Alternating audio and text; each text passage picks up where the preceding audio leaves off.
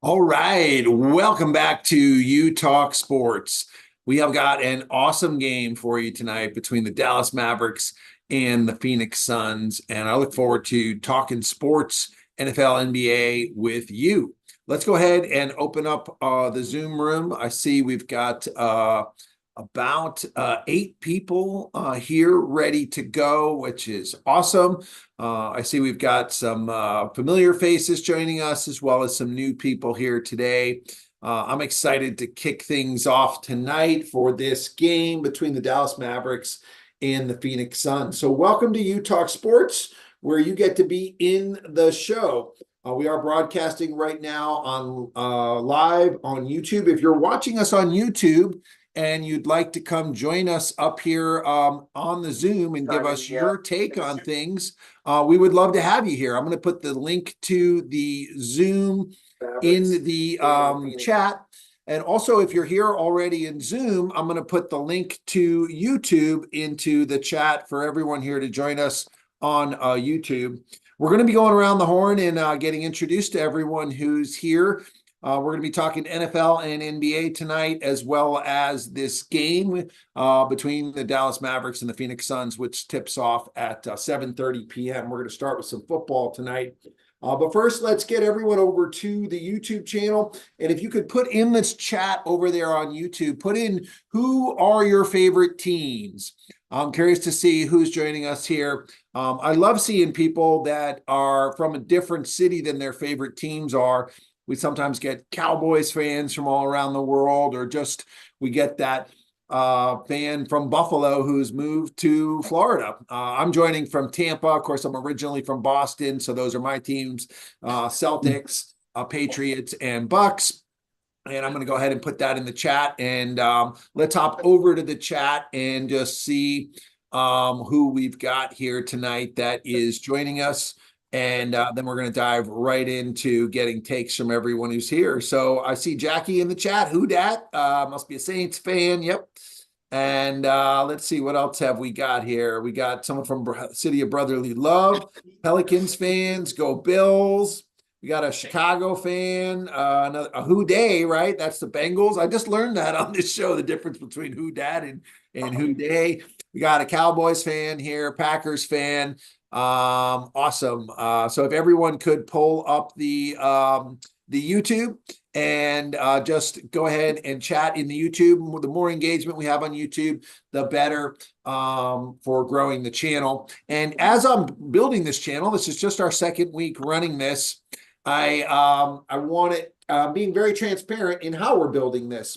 And one of the things that I observed in YouTube is that every night, every game, and every NBA game has about 200 to 500 people that go onto YouTube to watch the game.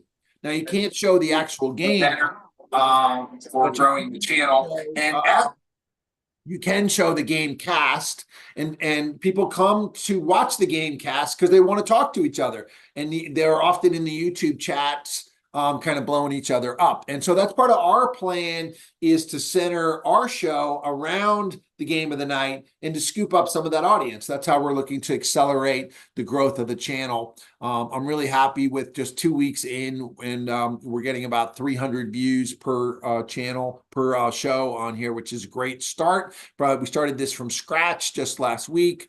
We are looking to build our team and grow our team. Some of you are here to audition, or some of you are here as fans that have just discovered us through YouTube. If you're looking to join our team, we're looking for people that can have unique takes, that can be funny, that can help us grow content through the show that's going to help us expand the audience. What we don't want to have here is, if somebody says something and you say, "Oh, I agree with that person," you might as well have put your hand down and not said that, right? Don't. As we do takes today, where I'm going to put out various topics. We're going to use the Zoom raise of hand if you want to comment on the topic. Don't feel like you have to comment on every topic, right? If you're mostly a football guy and we're talking basketball, just sit that one out, right? Don't say something that's not going to appeal to our audience. That's not helping us grow the audience. And The second part to that would be we can't just regurgitate what's on ESPN or Pat McAfee show, right? We got to have our own unique takes. That's why I really encourage you to bring your home field advantage to this. And a lot of the topics I'm going to be asking you about things from the perception of your favorite team. This way you have a unique advantage. You can talk about your favorite team. And one of the goals is we can all learn about each other's teams from experts in every market. That's going to give us an edge in fantasy football and in sports betting and all the things that we do.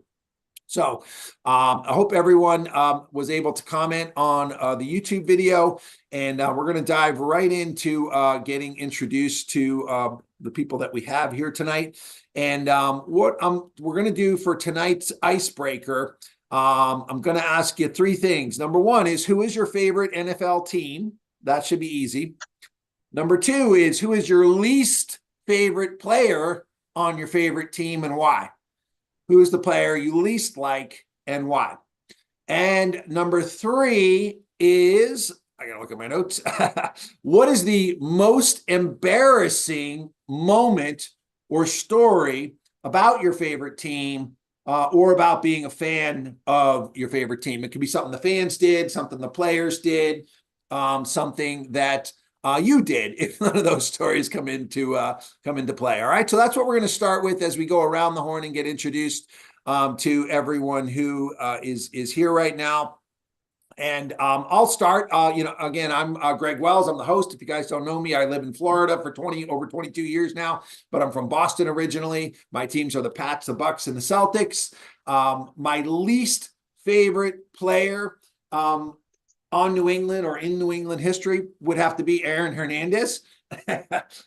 He's almost our most embarrassing player as well, except that my Bucks team did also have Antonio Brown, and him storming off the field the way he did, while he really embarrassed himself. That was really an embarrassing moment for us as fans. So that would be my opening take. All right, let's go around the horn here and hear from you guys now. We're going to start with Christian. Good to see you back again tonight. Tell us your favorite team, your least favorite player on the team, and why, and the most embarrassing moment for your team or fans. Favorite team, I put in the chat, Panthers and Hornets. Like Alex said, hopefully our time will come. Impatiently waiting for that. Least favorite player of all time for the Panthers has got to be Ray Caruth. Similar to Aaron Hernandez, he is a disgrace to our organization. I hate that we ever, even had to go through that. As far as the Hornets go, whoever was racing with David Wesley when they crashed their Porsches is my least favorite person in Hornets history. That injured him. I think that put him out for a while. And we were making a little run at that time. That's when we had Zoe and I think Dale and all those other guys, legends in the Hornets organization. So yeah, that's my take. Nice. Yeah, David Wesley's a throwback. I remember him from some Boston days too. Yep. All right, cool. Let's go next to Jackie, and then Jeremiah Jones will be next. Tell us your favorite team, your least favorite player, and the most embarrassing moment of your team. Who that? My name is Jackie Jenkins Jr. Of course, I'm a New Orleans Saints fan. It's probably the best team in the world, regardless of the record. Also, I like to get well against, but Saints are definitely the favorite. I say my least favorite Saints player of all time would be Peyton Turner. He got drafted in the first round. He's actually a new player like 4 or 5 years ago, but he hasn't played. First round draft pick, hasn't played in 4 years, and now they're talking about giving him a fifth-year option. What are we doing in New Orleans? I don't know. If I had to go with a New Orleans get well against player I didn't like, I would say it would be Chris Paul, even though he was great. We were building something, and he lost to the Lakers in the playoffs. And then he tried to pull a Kevin Durant and go to the Lakers. Ended up with the Clippers doing the same thing he would have done in New Orleans for the next 4 or 5 years. So he's trash. Let me see. The most embarrassing thing would be definitely we wore bags on our head, guys. I mean, come on. Before Hurricane Katrina, we literally had bags on our head. So that got to be the most embarrassing thing. Yeah, that player you mentioned, I literally have never heard of him, and I pretty Never. much know most people in football, so that is Quite the bust you've got there. And the bags on the head, how far back was that they were The wearing? bags was on the head before we even won. We watched our first playoff series in like 1990, 1991, our first playoff game. And we had bags on our heads before then. After that, we were the Cha-Ching champs for like 2 years. We put bags on our heads again until Hurricane Katrina washed all the bags away. And we got Drew Brees and Sean Payton, and the rest is history. Man, yeah, they once Drew Brees came, that was really the turning point for you guys.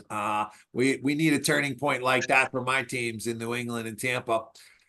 Just again to a reminder, tonight's game of the night kicks off at 7:30. It's the Phoenix Suns and the Dallas Mavericks. We're going to have the game cast live. Of course, you can't show the actual games. They're copyright protected, but this will be updating live.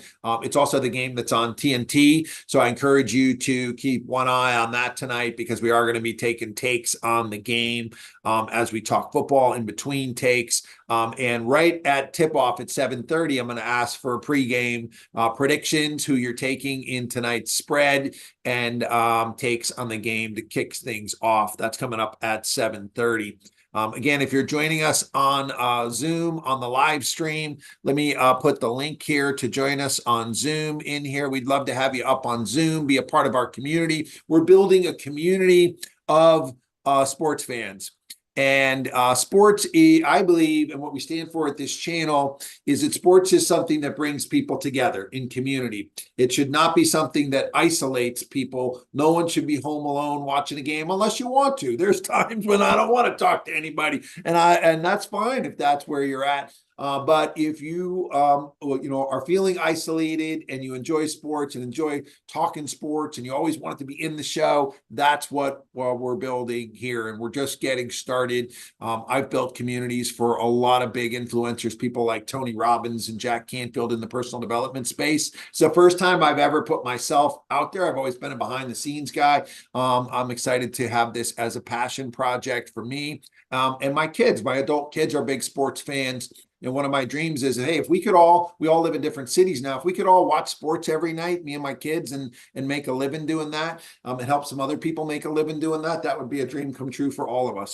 So let's make that dream come true. That's what we're doing here tonight. Tonight, we are doing a double header. We are staying on tonight for Lakers Golden State, because there hasn't been any NBA all week. Most nights we're on 7 to 10 p.m. Eastern, Monday through Friday. We'll be adding in Sundays when football starts. We'll be talking March Madness and a lot of NBA this time of year, and until the NFL draft comes around. And so 7 to 10 p.m. Eastern most nights.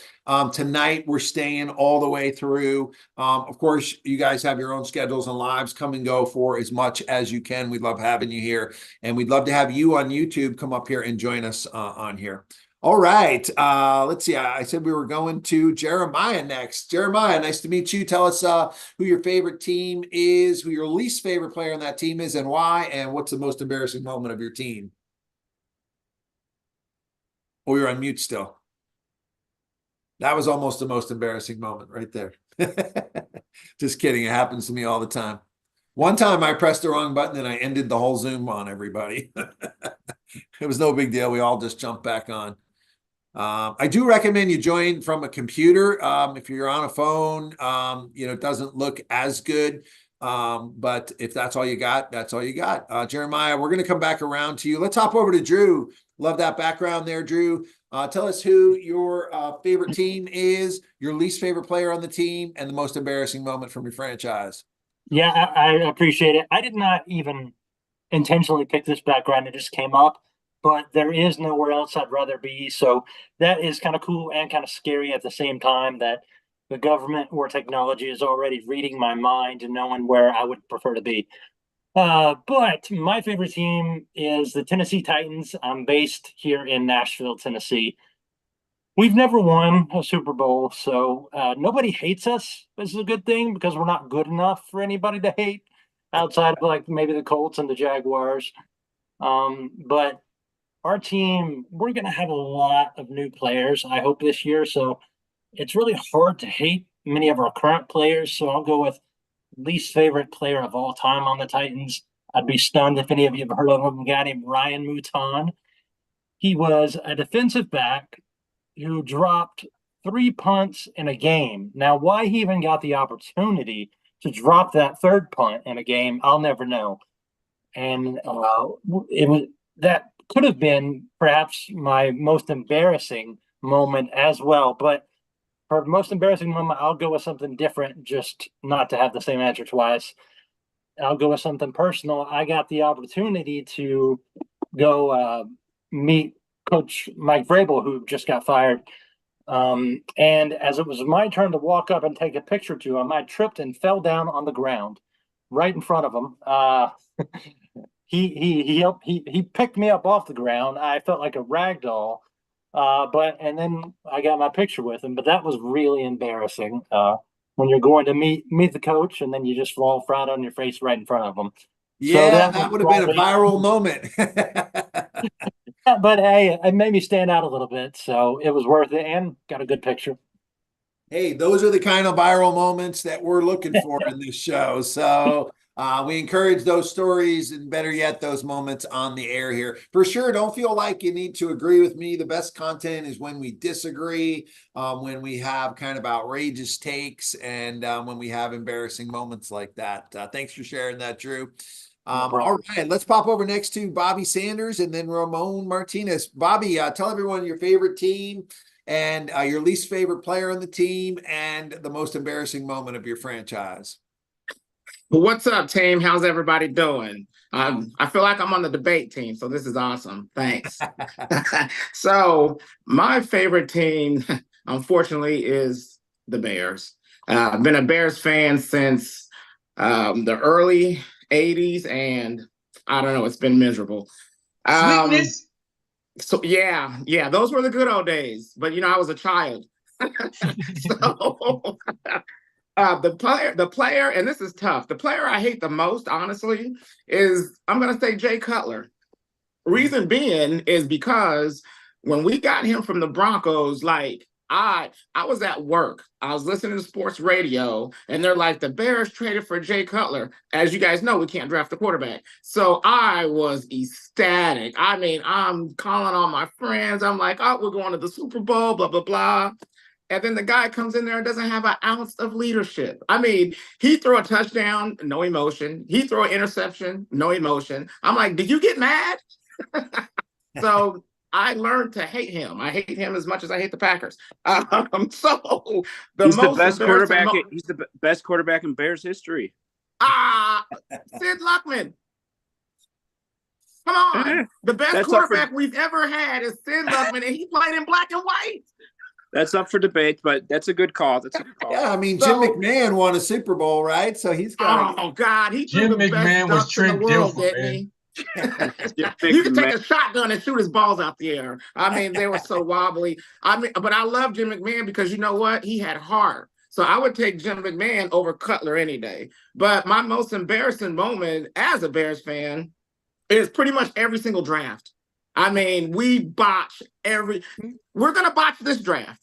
Okay? Because we should get Caleb Williams. I feel like when you think about it, when the Chiefs, and I'm in Kansas City country, so the Chiefs are here. When you watch the Chiefs play the Ravens, that was just Justin Fields versus Caleb Williams. You got to have a guy that can place the ball and throw guys open. And as much as I like Fields and his running ability, he can't do that. But guess what? We'll probably keep him, and we'll probably trade the pick, and he'll go to New England or somebody. And guess what? New England's going to be in the Super Bowl again and again and again. So for me, we'll take him. We'll take the him to draft. New England. So I get that. There has been a lot of embarrassing drafts. All right, we want to try to get through these introductions before tip-offs coming up at 7:30. So let's try to, we're going to have to put a 60-second timer on these. And we're going to Ramon Martinez next. And then after that will be Alex. We want to hear your favorite team, your least favorite player on the team, and the most embarrassing moment. Ramon, go ahead. Ramon, we see you down there. You look like you might be frozen or not hearing us. All right, let's go to Alex. We'll come back around to Ramon.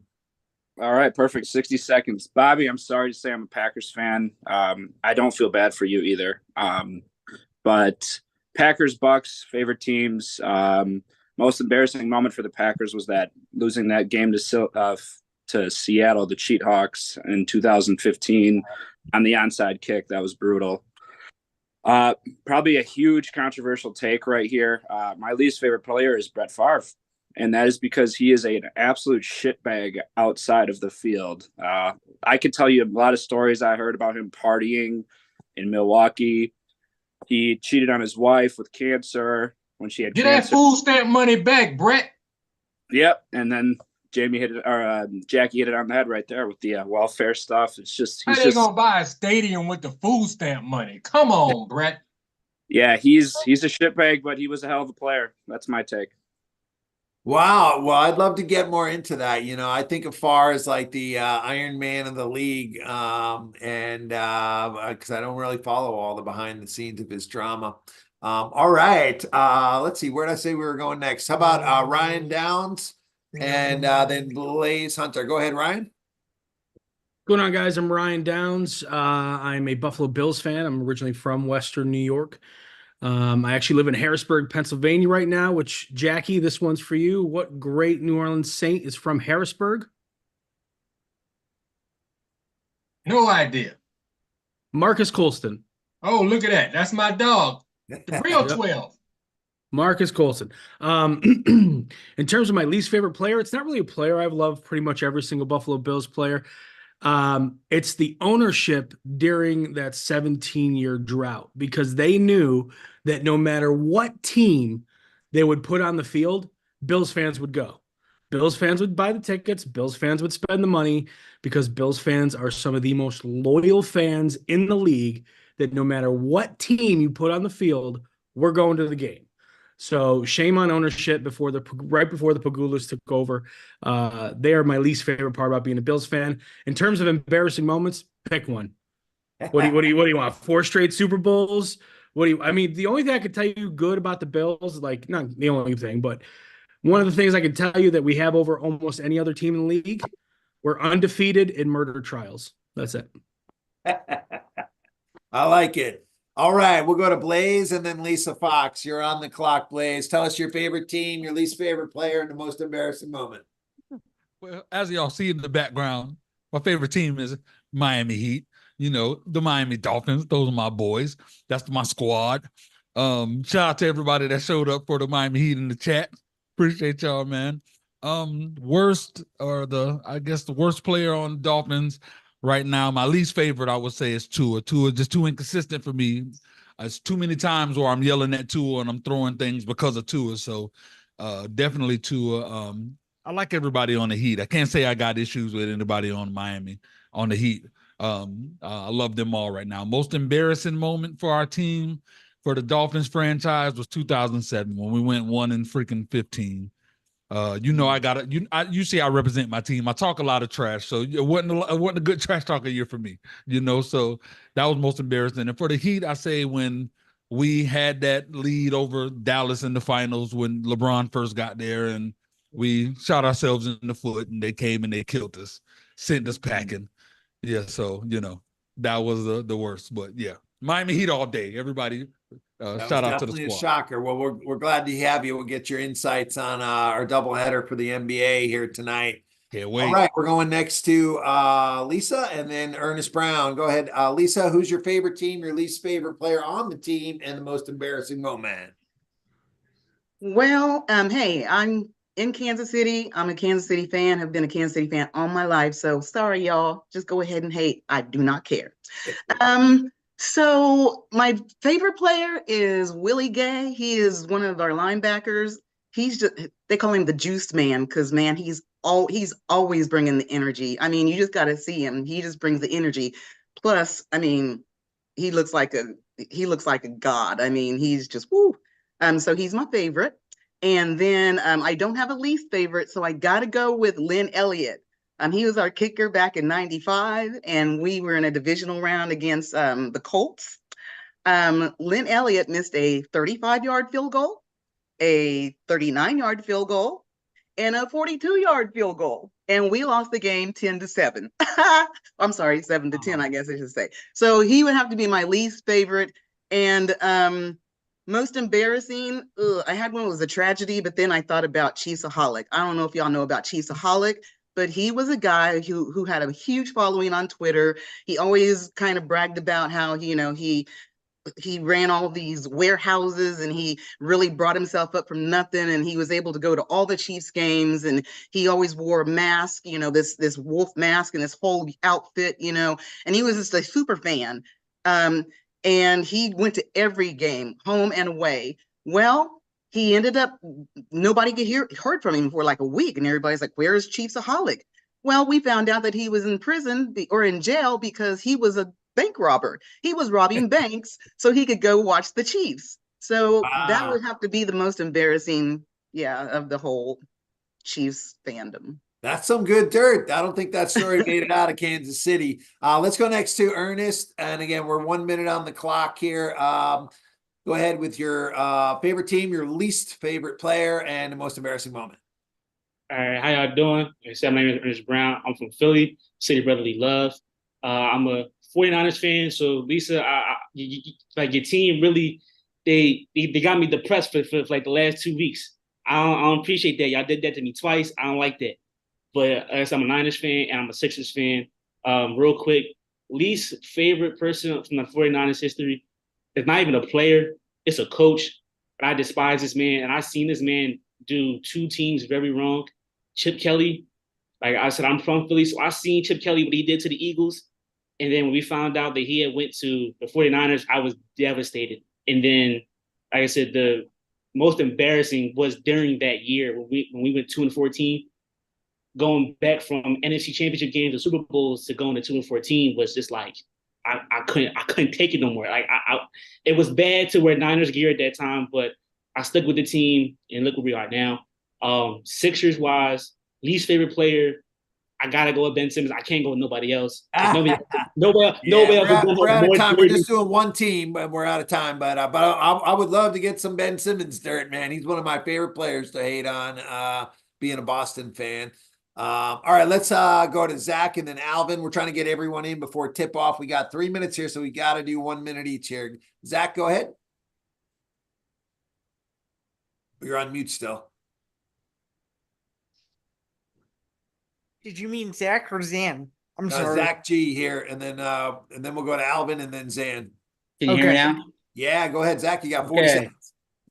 So favorite team, Cowboys. Kind of crazy living in Maine, but grew up a Cowboys fan. The rest of my family are Giants fans, and out of pure hatred for the Giants, I grew up a Cowboys fan. Most hated player would probably be Jerry Jones, I guess. But actually, no, player probably T.O. Could never stand T.O. Pure traitor through and through.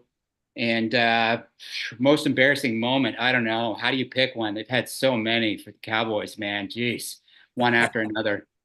Yeah, we're going to talk about Jerry Jones tonight, though. So I'm glad you segued us into him. All right, Alvin, give us your take. Who's your favorite team and your least favorite player?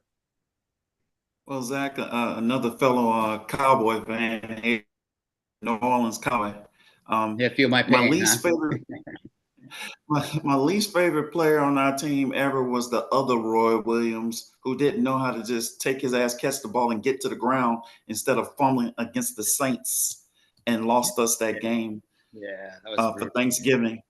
And then the most embarrassing, again, comes against the Saints. We tied the football game up, went into overtime. As I turn around to the crowd to talk my ish, CJ Spiller is hitting stride from Drew Brees for an 80-yard touchdown, walk-off touchdown in overtime for Drew Brees' 400 TD pass. You talk about embarrassed and had to eat crow when I thought we had about to win the game in overtime. Didn't even get a chance to play. I love that we got some Dallas people here. Yeah, Dallas always number one in our most hated fans. All right, Zan, go ahead.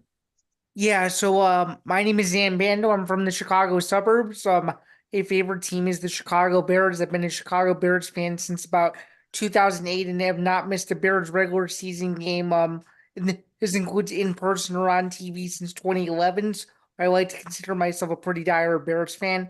A least favorite Bears player of all time has to be Caleb Haney because he came into the 2011 NFC Championship game and ruined our potential Super Bowl bid hopes. So I can't stand him at all. And then I'd say the most embarrassing moment as a fan of the Bears is when when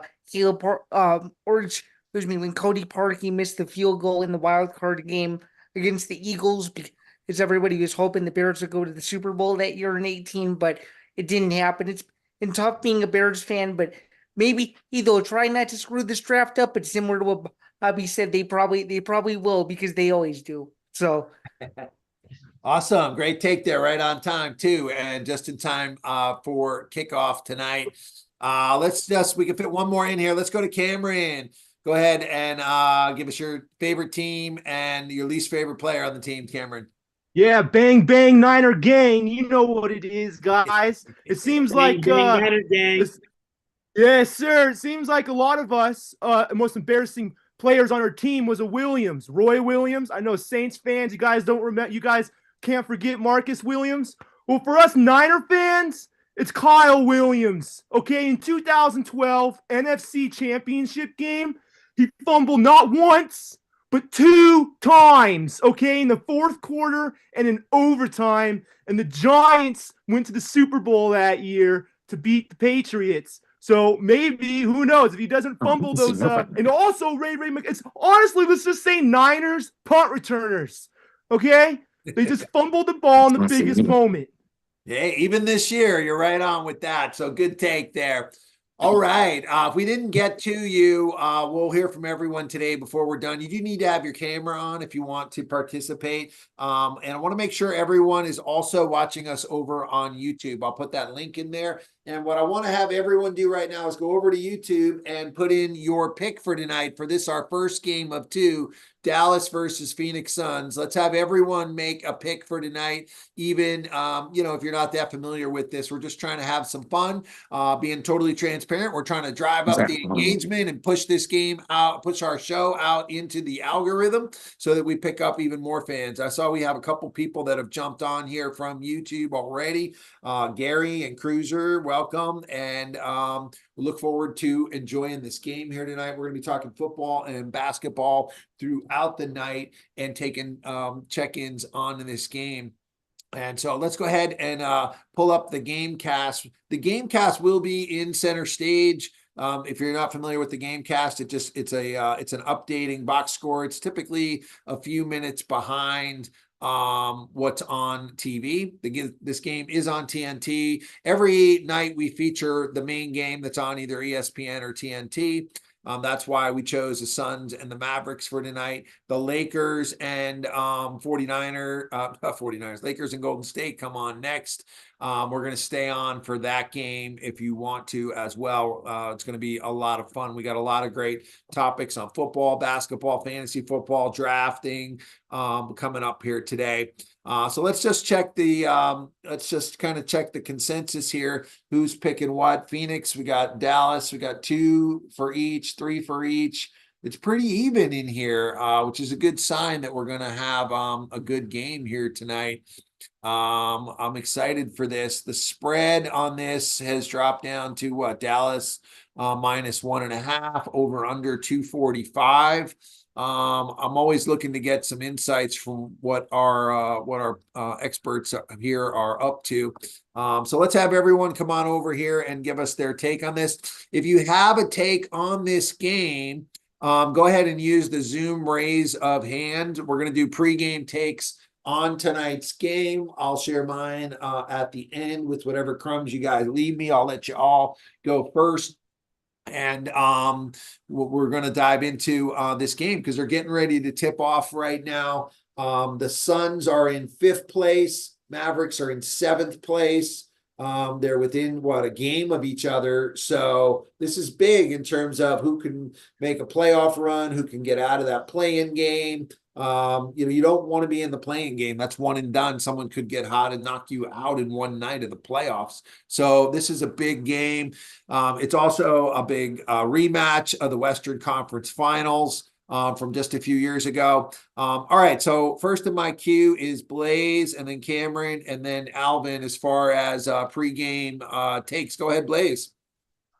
Yeah, I'm going Phoenix with this one. I'm going Phoenix. I feel like the Suns are finally getting it together, and I feel like this break was exactly what they needed to get to at least get a little bit of help on their side. Dallas, they still, for whatever reason, just not getting it together. I think that big game from Luka Doncic, where he went super crazy, scoring the 73, I think that hurt them in a sense. And it sounds weird, but it just, everybody's just lackadaisical. We're gonna let Luka Doncic do it. Let Luka do it, and I don't feel like that's a recipe to win. So you're not getting away with that against Phoenix, and I feel like these boys are going to be on a hot streak. So I'm going Phoenix all the way. KD and the squad show up and they take Dallas out. I love that you even say it's KD in the squad. It's not Booker in the squad. Yeah, KD took over. It's KD's team. We're going to talk more about KD tonight. Cameron, what are you looking for in tonight's game? Yeah, I'm looking for honestly how the Suns perform with that. So Bradley Beal's going to be out. He's expected to come back tomorrow.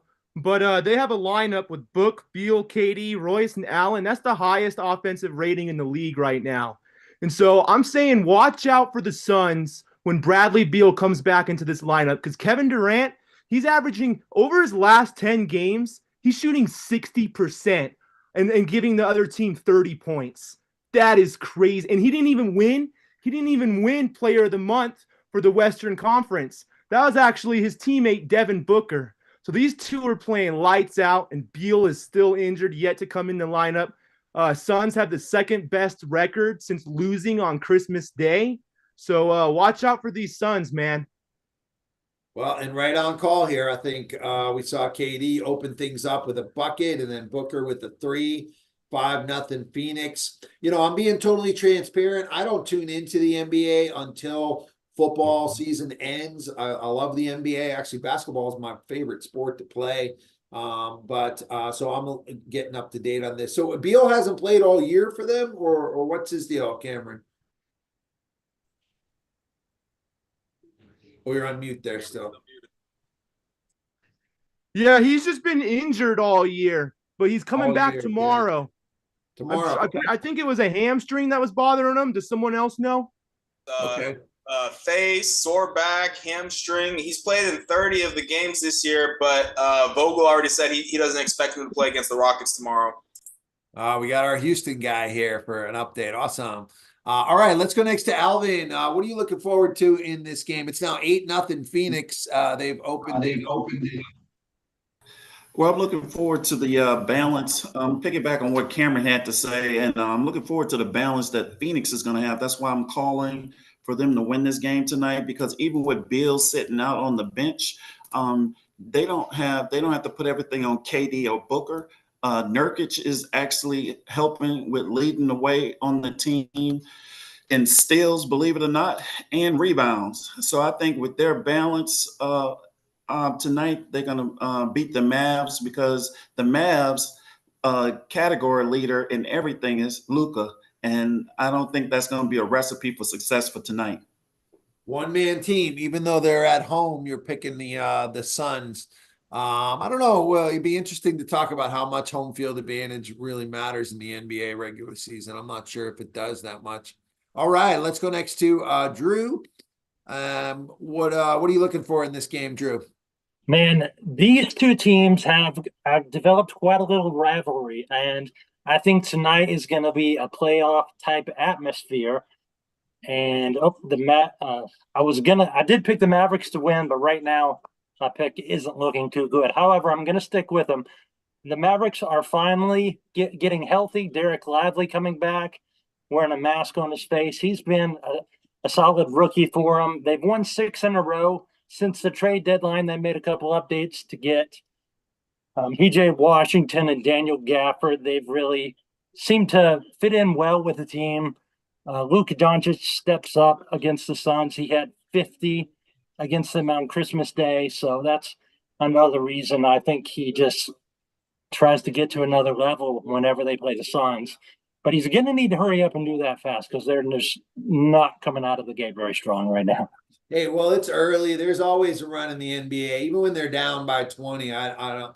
I'm like, it always seems like they close it in the fourth quarter somehow. It's just such a long game, so I wouldn't be worried yet.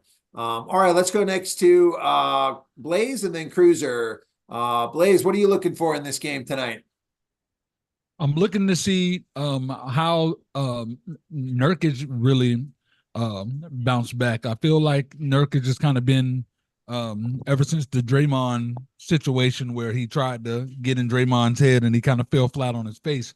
I feel like Nurkic really got a lot to prove. There's been a lot of talk in the media about Nurkic being exposed, and I feel like this would be a good statement game for him. I know KD is going to do what he do. I know Booker is going to do what he do. It's Nurkic is who I'm really looking for to really shine and show up. And on the Dallas end, even though I don't expect them to win, I want to see the rest of them, come together. I want to see Luka actually make someone better. I feel like their downfall is Luka and Kyrie. They don't have that where they make the players around them better, and I really want to see that start to happen with Dallas. Other than that, I don't see them getting far in the playoffs or anything. Yeah, that's when a star really goes to the next level, when he can take the players on his team to the next level. And I love that you dove into the story of Nurkic there. That's something I want to encourage everyone to do.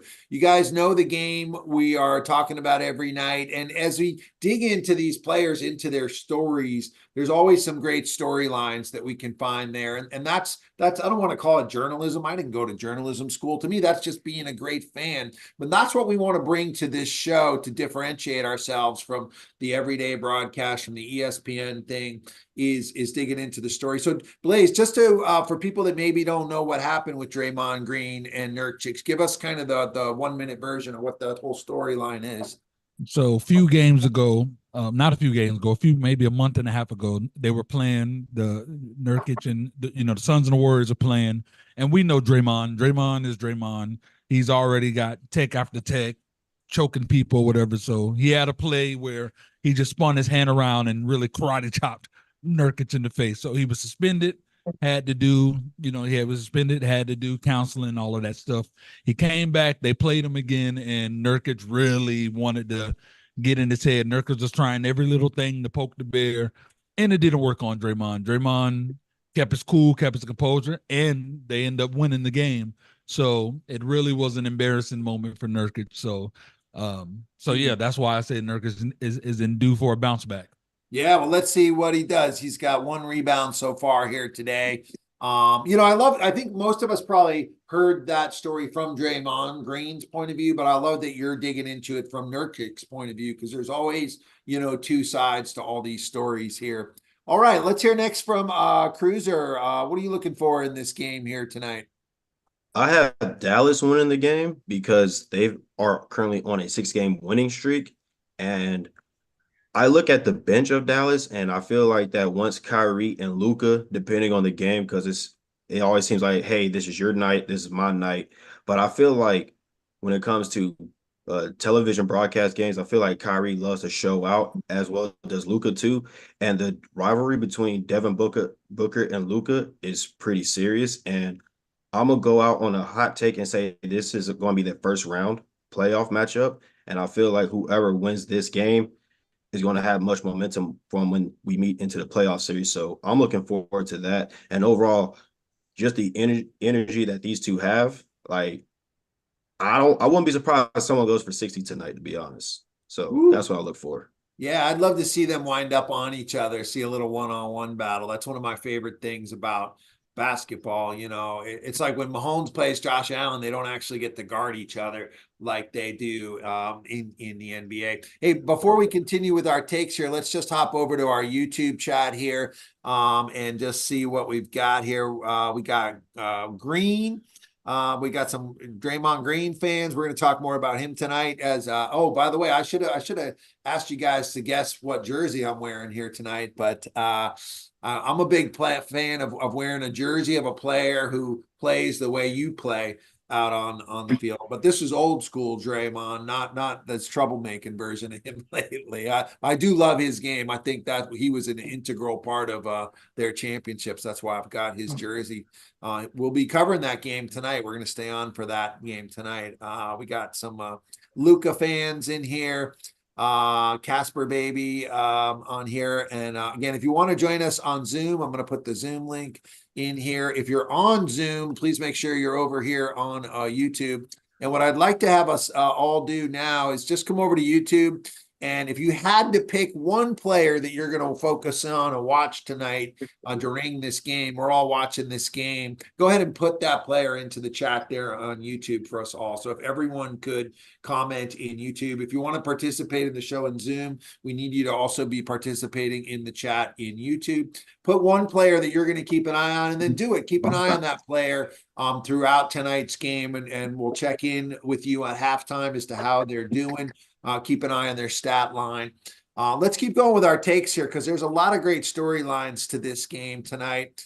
Zan is up next. We're on a commercial break with the game. Hey, you know what's really interesting? The game cast looks like it's a second or two ahead of my TV tonight. Usually it's the opposite. I don't know why that is. But Zan, what are you looking for in tonight's game, Zan? Yeah, it's funny that you even mentioned it with the Gamecast because on my TV it's going to commercial. Oh, so I think all of our delays are all over the place with this one, but I'm just waiting for a hard-fought physical game. I mean, these are two teams that are still vying for playoff positioning, and I think it was Cruiser who said just a minute ago that he thinks that this exact matchup could take place in the first round, which I would love to see just because there's so much talent on both sides, and you know that whoever can come out of that first round series is going to be a tough out for Golden State potentially in the second round, or if it even makes the conference finals. But I'm just excited to see the physicality of all of the matchups, and who doesn't love watching Luka versus Devin Booker and KD? Those guys are all super entertaining, so it should be a great game, which is why I think it will go up into the 80s, and which is why I think the Mavericks will win the game in the final 2 minutes, because I think it's going to come down to whoever has the ball that's going to win. So I think that's going to be the most interesting and integral part of it for sure. Well, I hope you're right, Zane. If it comes down to who has the ball last, that would be an exciting finish. I love those games when they're calling timeouts, they're advancing the ball, and they're going back and forth. I don't know why college doesn't allow that rule. It makes it so much more exciting at the end. I agree. Yeah, absolutely. Absolutely. All right, Jackie, we're still on commercial here. Jackie, what are you looking for in tonight's game? I'm looking at everybody else that plays for Dallas that's not named Luka Doncic. Kyrie, you know Kyrie's going to get his shine in the fourth quarter, but everybody else, nobody knows your name. If you're on the team, I can't name none of them. I know Lively because he went in the draft last year. I mean, I could name them if we really had to, but can you really name these guys? So I need all of them to step up because you're out there and you're playing KD, a.k.a. King Disappointment, so you got a shot. Don't be intimidated. Just play some ball. Yeah, I love that kid, King Disappointment. All right, Bobby, what are you looking forward to in this game? Well, you know, I'm looking at the stats and stuff, but really for me, it comes down to who is going to start playing defense. Like, you know, we're on the second half of the season, right? So now it's time to see who can step up. Both of these teams have great offenses. They can score at will. But I'm looking at them in the standings. Are they really going to be able to hang with Denver? Are they really going to be able to hang with the Thunder and the Timberwolves? Who's going to play defense? I always felt like getting Kyrie was a poor decision because Luka and Kyrie have very similar skill sets. They're like all offense, no defense. Then I'm looking at Phoenix, damn near built the exact same way. All offense, no defense. So for me, what I'm watching tonight is who's going to play team defense, who's going to do the fundamental stuff, boxing out, one-on-one, man-on-man, you know, grabbing boards, getting up in people's faces. I think that's what they need to do because I just don't see them being better than the top four teams that are in front of them. Yeah, I don't know if they can move up at all. And if anything, I think the Lakers and Golden State are coming for these two. They both think they're moving up. So and the Pelicans. Yeah, and the Pelicans. Don't forget about the Pelicans. Yep, there we go. So Zion got to lay off the cheeseburgers. The game's back underway now. It's 21-16. Suns are holding on to an early lead here. A couple things that I thought of. You guys covered a lot of great storylines for this game. But I encourage you to dig into some of these stories. It's just a simple click away to go into Wikipedia and read a little bit about it and have a really unique take on some of these things, or if you've been around, a lot of these things come to mind. But one of the first things that came to mind for me in this game was the year Luka Doncic came out, 2018. Phoenix had the #1 pick in that draft, and they did not take Luka. I don't know why. Everyone knew about Luka coming out of college. They went with the big guy, Ayton, and I'm sure that's got to be eating at Luka. I'm sure that's going to be one of his favorite teams. You know, when they knocked the Suns out of the Western Conference Finals, nobody really talked about that, but to me, that was one of the reasons Luka played his best ever against the Suns, because they were the team that had first pick that year, and he should have been the first pick. If we have time later, I thought this is a really interesting draft class for us to go back and do kind of a fantasy draft of who we would take, knowing what we know now from that 2018 draft. Because, you know, about this far in is when you start to see who's really what in this draft. So I think that'll be something fun that we're going to do later on. So that's one of the big storylines that I thought of for this game. You know, I like to look at the roster too. The starters aren't in there anymore, so it's hard to see them here. But I like to look into the stories. You know, Derek Lively is a kid on Dallas that intrigues me. He was the #1 overall player coming out of high school, ranked above everybody. And went to Duke last year. I watched, you know, some of his Duke games, and he just seemed like a shot blocker. And then when he was going into the NBA draft, they said, no, he could shoot. They just didn't let him shoot at Duke. And now he's on Dallas. So he's a player that's a unique story that I'm very interested in. I think another guy to keep an eye on in Dallas is PJ Washington. They just traded for him. You know, was that trade a good trade or not? I'm a big Grant Williams fan from my Boston days, but I guess he wasn't fitting in Dallas, and they traded for PJ Washington, who you know, is finally on a playoff team, right? He's been kind of wasting away his talents over in Charlotte. So those are some of the storylines that came to mind for me looking at this. I'd love to get a take on Eric Gordon, who I see here. I think we have Eric Gordon's #1 fan here today, David. You're not trustworthy, Eric Gordon, man. David, how's this guy still playing at such a high level? What's the deal with Eric Gordon? Yeah, at this point in his career, after wasting the last 3 years in Houston, I'm interested in watching him play. This is my first time watching him play with the Suns. You know, very much like yourself, I'm a guy who watches, you know, just a little bit of the NBA during the NFL season. But Gordon wanted out of Houston, and he was a big 3-and-D guy. He can drop 30 points any given night. So with Bradley Beal out, that's my X factor for the game tonight. If Eric Gordon can give you a decent outing, the Suns will win. If not, then it's going to be a tough night. Once any team figure out what Eric Gordon can do, he gets out of there. He's like you said, he scored on points, and then they realize, oh, he can't do it all the time, and he's gone. Well, I mean, as a bench player, that's all you really need from him. Yeah, but he can actually play defense too. Like people will overlook him because, like you said, he was a sixth man, but he can D up. He's not going to be like all world, but he'll play defense when the time comes, and not just in the last 2 minutes. But he's a sixth man because he can't consistently score or play D in the starting lineup. Ask the Clippers, ask the Pelicans, ask the Rockets, and now you're gonna have to ask the Suns. Hey, he balled out here in Houston. Yeah, I don't agree with the defense he was part sitting of that. He was the sixth man behind CP3 and James Harden, but he was in those crunch time minutes. He was like a rounder Manu Ginobili. He was definitely pivotal when he was trying to get that championship. Yeah, I think he's pretty consistent on defense. It's his offense that sometimes is inconsistent.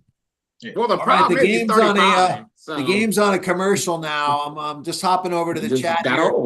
I'd asked you guys to put in who's the one player you're going to watch tonight in the chat here, and we're going to go through some of these. players here. And what I'm going to call on you from the chat here. And what I would love to hear from you is, and part of this is I want to kind of learn who's who on the Zoom and who's in the chat, because I know we're kind of in both places, which is making it fun.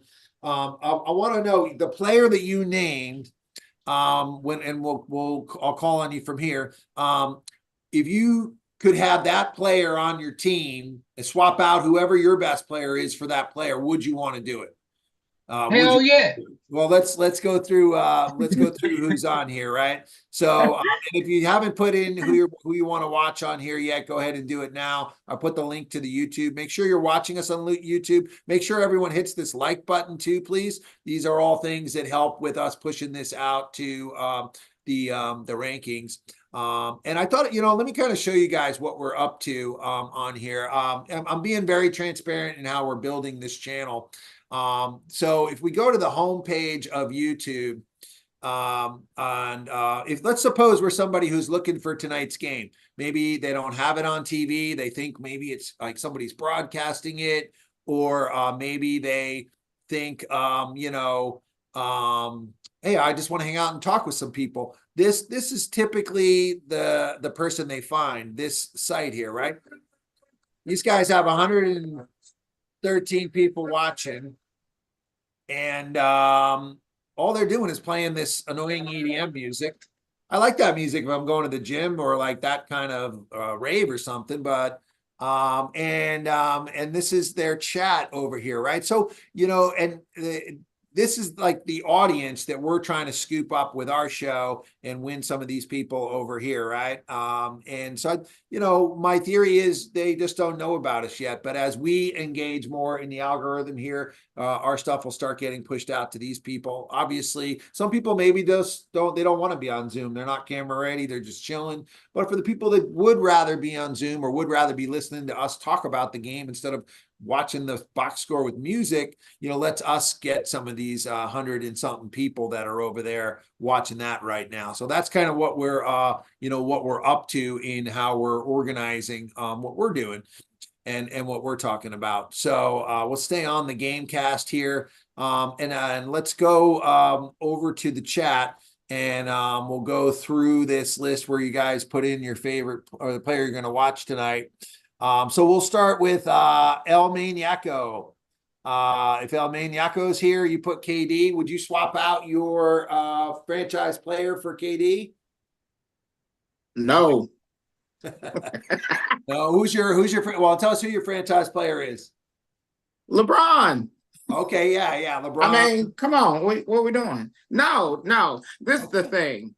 What people don't understand and why, people that love LeBron love him is because of his presence and all the intangibles that he brings. And even though he's older, he's still going to bring a certain intensity. And KD is great, but, KD's an extremely high offensive player. He doesn't have the intangibles and the charisma, the passing ability, the ability to play the ability to play 1 through 4. I just would never do it. Now, I love him though, and I would want him on my team. Can I trade him for AD?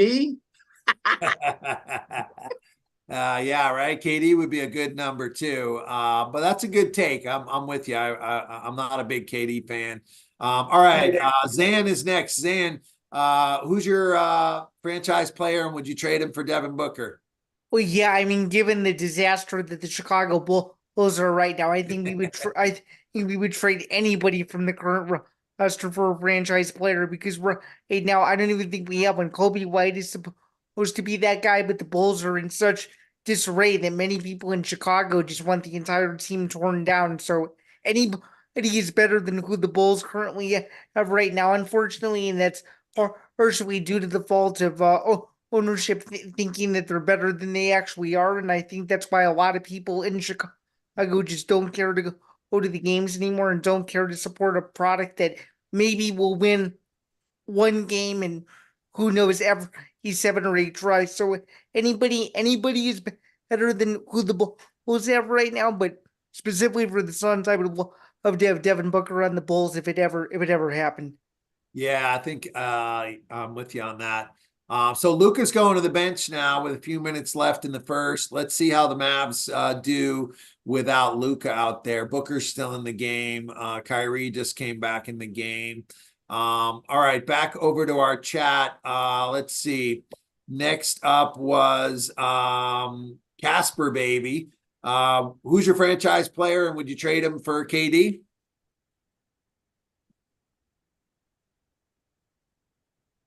Well, we may not have Casper Baby on. Might be somebody just on YouTube. That's okay. That's part of what we're looking to learn. All right. Next up is David. Oh, he put in Eric Gordon. So would you trade anyone? Who's Houston's franchise player right now? That all-star center? Right now, I would say it's Alperen Şengün. We're trying to get it out of Jalen Green, but he may be on the chop. He's definitely on the chopping block. Yeah. Would you? Oh, Dallas just took the lead at the end of the first quarter here. They do better with Luka out there. Yeah, if I could get a SGA on my team, that would be it right there. You mentioned Phoenix taking DeAndre Ayton over Luka, but guy nobody was talking about earlier is SGA went like 12th in that draft. Yeah, he's way down there in that draft. When I showed this, I was gonna let people pick, and maybe they'd forget about SGA. So because he was in that draft too. It's interesting if he'd go number 1 or Luka. That'll be fun when we redraft that tonight. All right, let's keep going in the chat here. We're at the end of the first quarter. It's a 1-point game right now. The Suns are up 1. They made a nice run at the end with Luka on the bench there. Let's see. Next up is Alvin. Would you trade? Who's your franchise player? Would you trade him for Kyrie?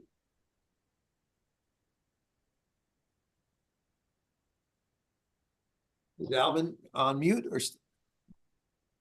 Yeah, I'm here. Yeah, it's a toss-up. My franchise player is Zion Williamson, and then the person I'm looking at is Kyrie. It's a toss-up for me because one believes the earth is as flat as a pancake, and the other one can't push back from the table from a plate of pancakes. So I can see him. I can see Zion leave, and maybe Kyrie come in, and then we have McCollum to free up some spacing on the floor. But I right now I'm a rock with the chemistry that Zion. He seems like he's trying to push that plate back, and I'm going to evaluate the rest of the season. Yeah, you don't want Kyrie. Trust me, we had him in Boston and didn't want him. All right, next up is UFC June. Who's your franchise player, and would you trade him for Luka? I do not have a franchise player, as I kind of just like players in the NBA. I don't have a team nearby. Closest team I have is the Cleveland Cavaliers. I'm from Cincinnati, and I do not root for anything in Cleveland. But Luka is a great player. I would love to have him for any franchise. If Cincinnati or Louisville were to get one, I would definitely take Luka. Nice. Yeah. I mean, Luka definitely is young and I think still growing here. All right. Next up, and notice I didn't exactly give you guys what we were going to do with these when you put these in here. That's what's making this kind of fun here. So Mountain Drew, who's your franchise player? Would you trade for PJ Washington? Yeah, that's a big no. PJ Washington was a role player at best. Yeah. What about if we offered you Booker for your franchise player? Who's your franchise player? Would you trade for Booker? No. Because I like the Mavericks. So I like Luka better than I like Booker. You like Luka better than Booker. You know, what a dream team that could have been, right? Because if the Suns took Luka one overall and you had Luka and Booker, oh my gosh, count the rings now, right? Wow. Absolutely. But no, wouldn't consider PJ Washington at all. I've had to choose between those two. Of course not. All right. Next up is Zach. Would you trade your franchise player for Kyrie? Zach still here? Or on mute? He might just be in YouTube. That's okay. Yeah, I was on mute there. Sorry. I'm a Celtics fan, so I'm pretty happy with our roster. I think if we stay healthy this year, I think we've got the best chance we've had to take down the championship. I think Porzingis and Horford especially can be healthy through the playoffs. I think that's really the biggest thing for us. But we had Kyrie, and that didn't work out. So my question for you would be: would you trade Tatum for Booker or anybody? No, I wouldn't trade Tatum for anyone in the league. I think he's the youngest player with the most upside in the league. He still hasn't proven himself that he can win a championship. Yeah, but he trying. He trying. You know, he played amazing in the Philly series last year at the end, and then kind of not so great against a great defensive team, Miami, in the series. So I think he got a little worn down at the end in the last series last year, but I think they've got the best team, and this is their year if they stay healthy. So if they don't get it done this year, then there'll be questions. Yeah, but they're still young. I wouldn't break it up even if they don't get it this year. Oh, nice save there by Nurkic, and Phoenix is up 35-32 right now. All right, next up is K. Will. Who's your franchise player? Would you trade for Luka? Let's keep an eye on our score here. K. Will may be on mute or just in YouTube. That's okay. Let's see. Next up was the Sports Lab. Sports Lab. Love seeing we got some other shows here, podcasters here. Is the Sports Lab on Zoom? Yes, By the way, right. if you guys want to join us on Zoom, just comment Zoom and we'll drop the link in the chat there. Otherwise, Jackie, did you go already? Jackie. I didn't go yet because I got to clear up a misconception here. Okay, go ahead. First of all, I think y'all need to know that Zion Deadweight Williamson is the one who sells tickets, but he is not the franchise player, okay? The last 2 years, well, let's say 3 years, the Pelicans made the playoffs the first year after going 1-13. They made the playoffs with no deadweight in the season at all. Why? Because we got B.I. Last year, him and B.I. go down. B.I. come back. We make the play-in tournament. Now, this year, they both out there, and we balling. So, will I trade Luka for deadweight? Of course I would. Because if you got a lineup with Luka, CJ, Herb, Brandon Ingram, and JV, we always gonna be scoring. But would I trade Luka for Brandon Ingram? Probably not. Man, Kyrie just scored another one now. He is lighting it up here tonight. The guy can fill a box score. He's just never really been a winner outside of hitting that one big shot with, as Batman on. Or that shot that saved LeBron's legacy. Yeah, exactly. I was so excited when he was coming to Boston, coming off that championship. I thought, we had a clear number one. He was going to run our team. Tatum could have, and Brown would have been like his wing guys. Like he had everything set up for him to come to the best basketball city in the world and compete for championships long term. And he just didn't want to do it. Like he just didn't want to put in the work. He wanted to get his box scores and so Hayward broke his leg that first game, very first, like 5 minutes into the game. Yeah, Hayward was on that team too, in his prime, and he got hurt early. I wasn't that thrilled with them signing him. No one knew he was going to get hurt, but yeah, that was the dream team that we were supposed to have in Boston that didn't work out. Just looking at these box scores here, it's interesting to see Grayson Allen leading the Suns in scoring. Sometimes I don't know how that guy's even in the NBA. If you're talking about most embarrassing players for Duke, he's got to be at the top of the list. Although Leitner's up there as well, I guess. Lively's another. It's that Duke nastiness that keeps him in the league in the 3-point shoot. Yeah, Kyrie's a Duke guy. Lively's a Duke guy. A lot of Dukies in this game. There's a lot of Dukies in every game. It seems like. All right. I think, did we get everybody's take here? Ernest, who's your franchise player and would you trade him? Let's see, who'd you put in the chat here? I had put Kyrie. Would you trade him for Kyrie? Knowing we got even with Embiid how he is now, like injury wise, like he still could play at an MVP caliber whenever he comes back.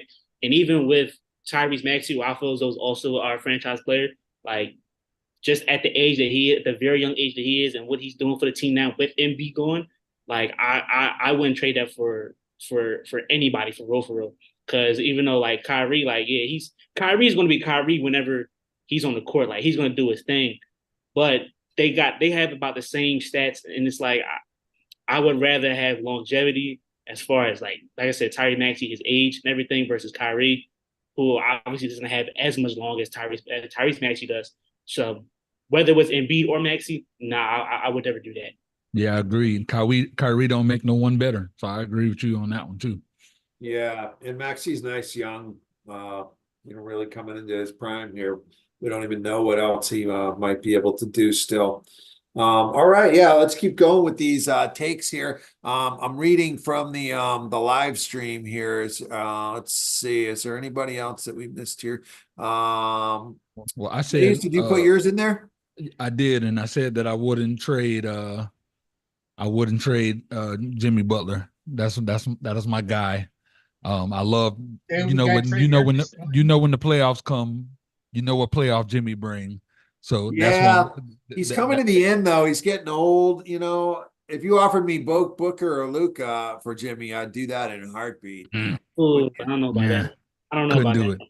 I mean, only because you get another 5 years. I couldn't do that. Jimmy will be over the hill in a few years. I'm trying to, but see, Jimmy make others better. I'm trying to get championship now. I'm trusting in buckets. I got really put pieces on Jimmy. Like I don't know. Like it's something Miami's missing because Miami get there every year. They get to the finals. Like they're favorites, but it's just the one little thing that they missing every time. And like they're missing LeBron James. I hate to be the guy.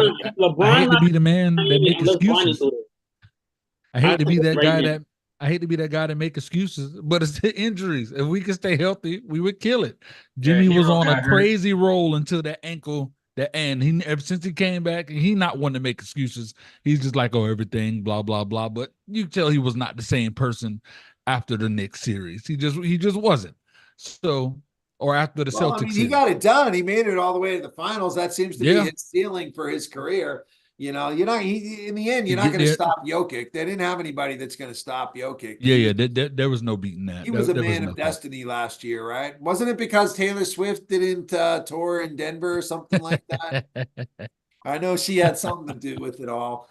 Let's keep going here. Gary, who's your franchise player? Great to see you, by the way. And would you trade any of the stars from tonight for your franchise player? Well, mine is Durant, and it's Durant. So, yeah, I was friends with him for a little while I was up in Seattle. So nice. Yeah, those were the early days. If that team had just stuck together, Westbrook, Harden, and Durant, that would have been fun to see what they could have done. Yeah, Durant's fault. Yeah. I mean, he went chasing rings, joining Golden State. Although before that, Harden had already left before him. But he didn't want to submit to Westbrook, which he should have, because as soon as he left, Westbrook turned into a triple-double machine. Yeah, that was probably the best thing for Westbrook's career, to have his own team. But they never won. Yeah, they never won. But if they had KD, they would have won. I mean, but sometimes when you got three players on that team, like you said, well, Harden, KD, and Russ, they all end up being franchise players. So sometimes you can't be LeBron and Wade and Bosh. You can't have all those players on one team, because sometimes once they take their course, it's over. It's no coming back from that.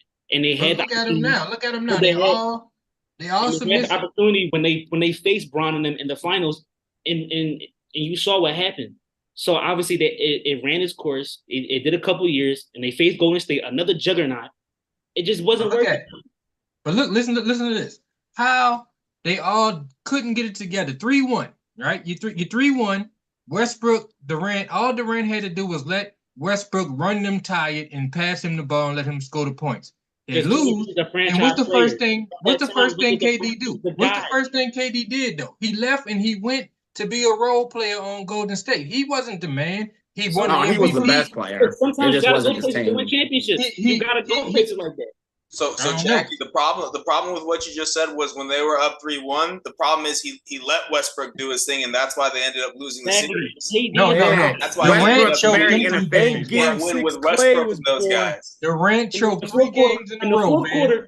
when it comes down to it, who do you want to have the ball in their hands? Westbrook and KD in the fourth. KD. Come on, Yeah, now. you want KD to have the ball, Period. but look at KD now. KD went to go be submissive in Golden State. Look at James Harden now. He being submissive. Look at Westbrook coming off the bench. The They difference is all KD should have swallowed their egos two and chips and played two finals ball. MVPs. They were 22.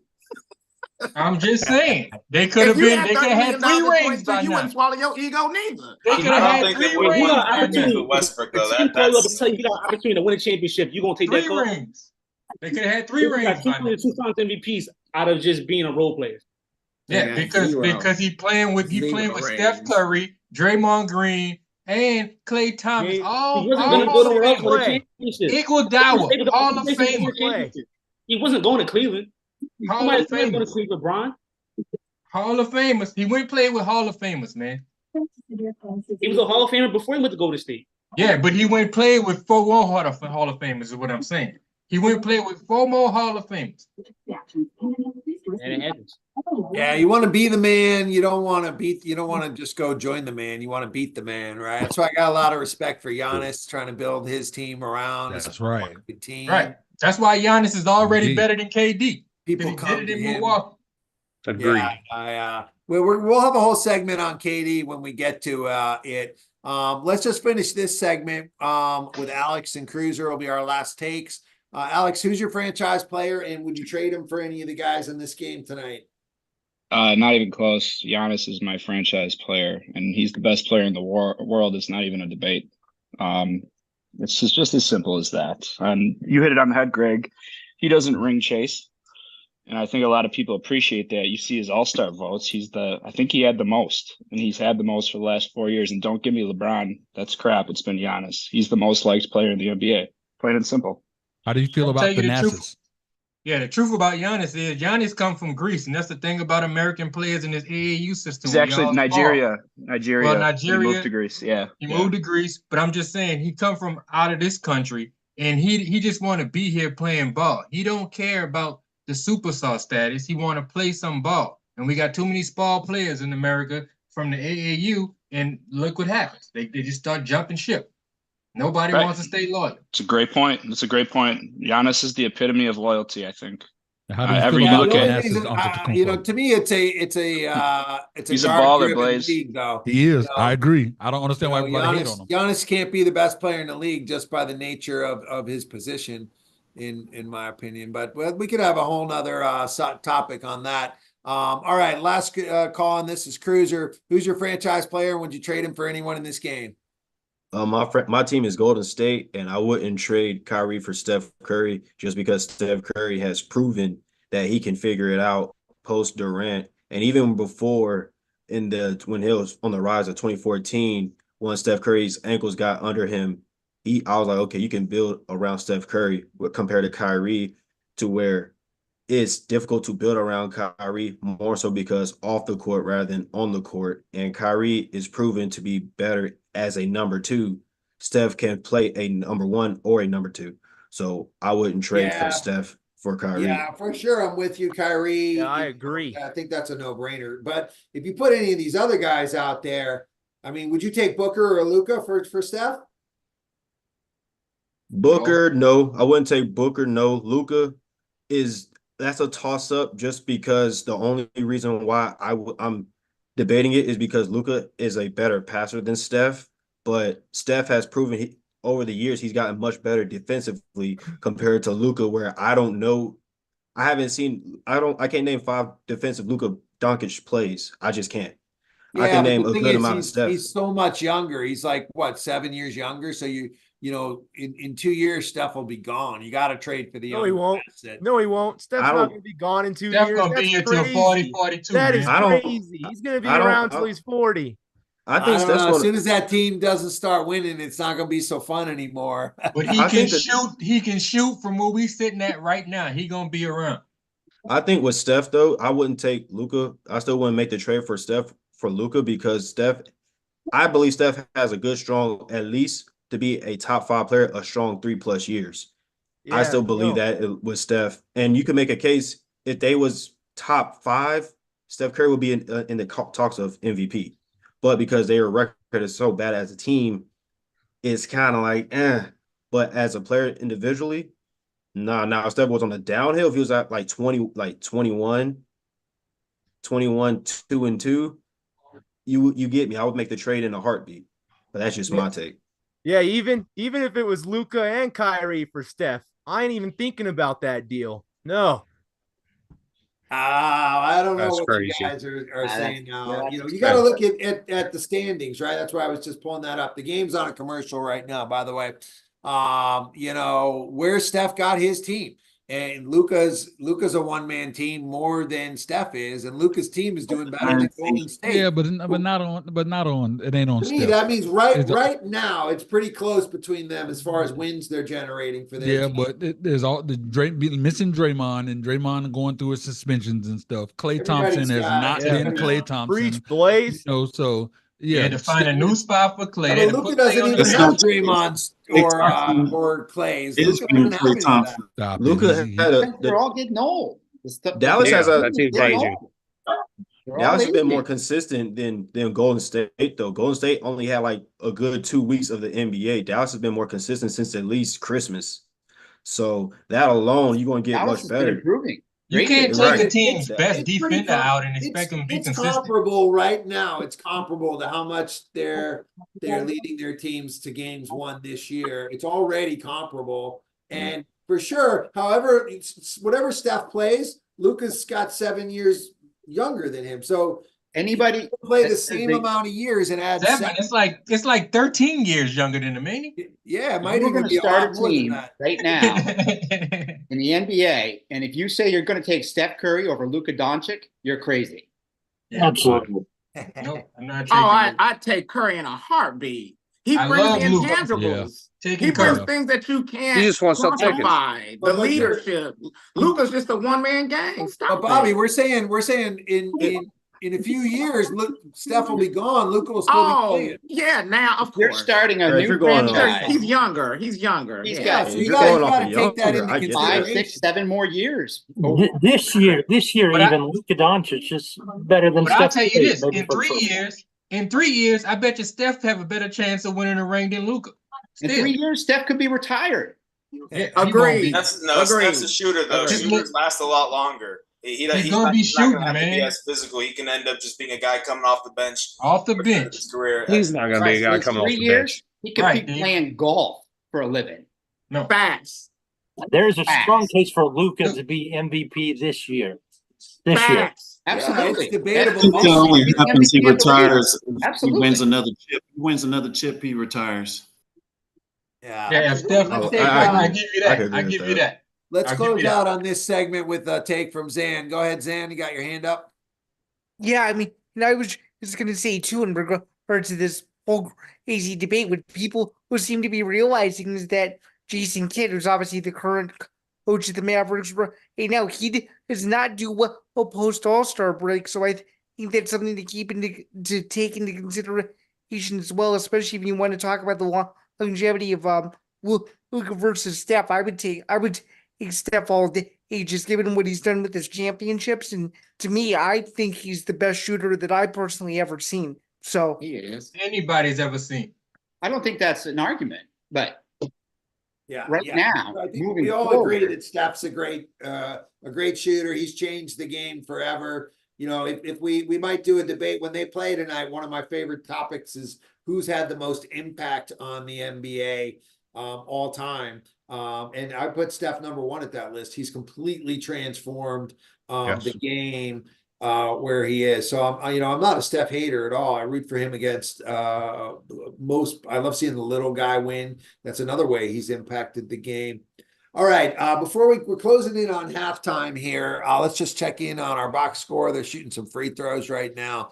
It's 54-48. The Suns have been holding this lead now, 55-48. Zan mentioned Jason Kidd, and I thought this would be a fun next topic here to look at the coaches and the owners.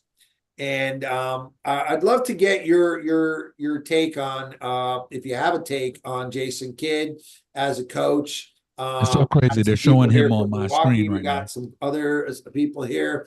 And then also on the owners, I always when you're looking to research storylines, and part of this is me coaching you guys so that we can come back tomorrow and all have even more stories. Another place to look is the coaches, the owners, the GMs. What are some of their storylines? And one of the things that came up in my mind was Dallas, man. What's with Dallas and their owners? Mark Cuban and Jerry Jones just happen to both be in Dallas. Those are probably two of I can't name that many owners, but they're probably two of the most memorable owners. But let's get Cameron's take on and Jason Kidd. I know he's one of your favorite players. Yeah, I was actually gonna praise Jason Kidd for a little bit. I was listening to the show yesterday, and he was catching some heat. And I just wanted to point out, I thought he did an incredible job the last time the Mavericks were in the playoffs. He completely dissected the Utah Jazz, man. He did a great job coaching that series.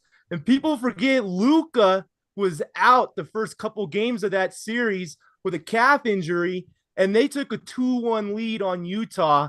And Utah was the favored team. They were the heavy favorites in that series. And what he did in that series was Starcase show how good Jalen Brunson is. He attacked the perimeter D of the Utah Jazz, and a lot of people like to blame Rudy Gobert for that. For why him and Mitchell couldn't win, and he couldn't defend the high pick and roll. Well, it's not Gobert's fault. You got to give him a perimeter defense. That is crazy that they were asking Gobert to go out there and guard these elite guards.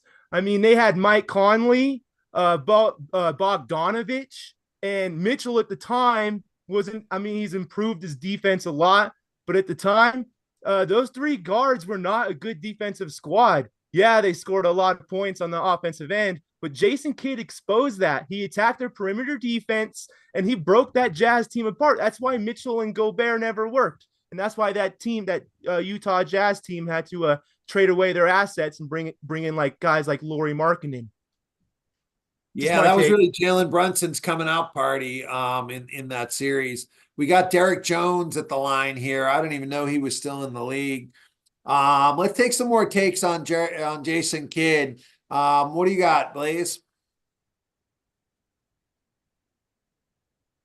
So for me, Jason Kidd, I love that he has the mindset of a player.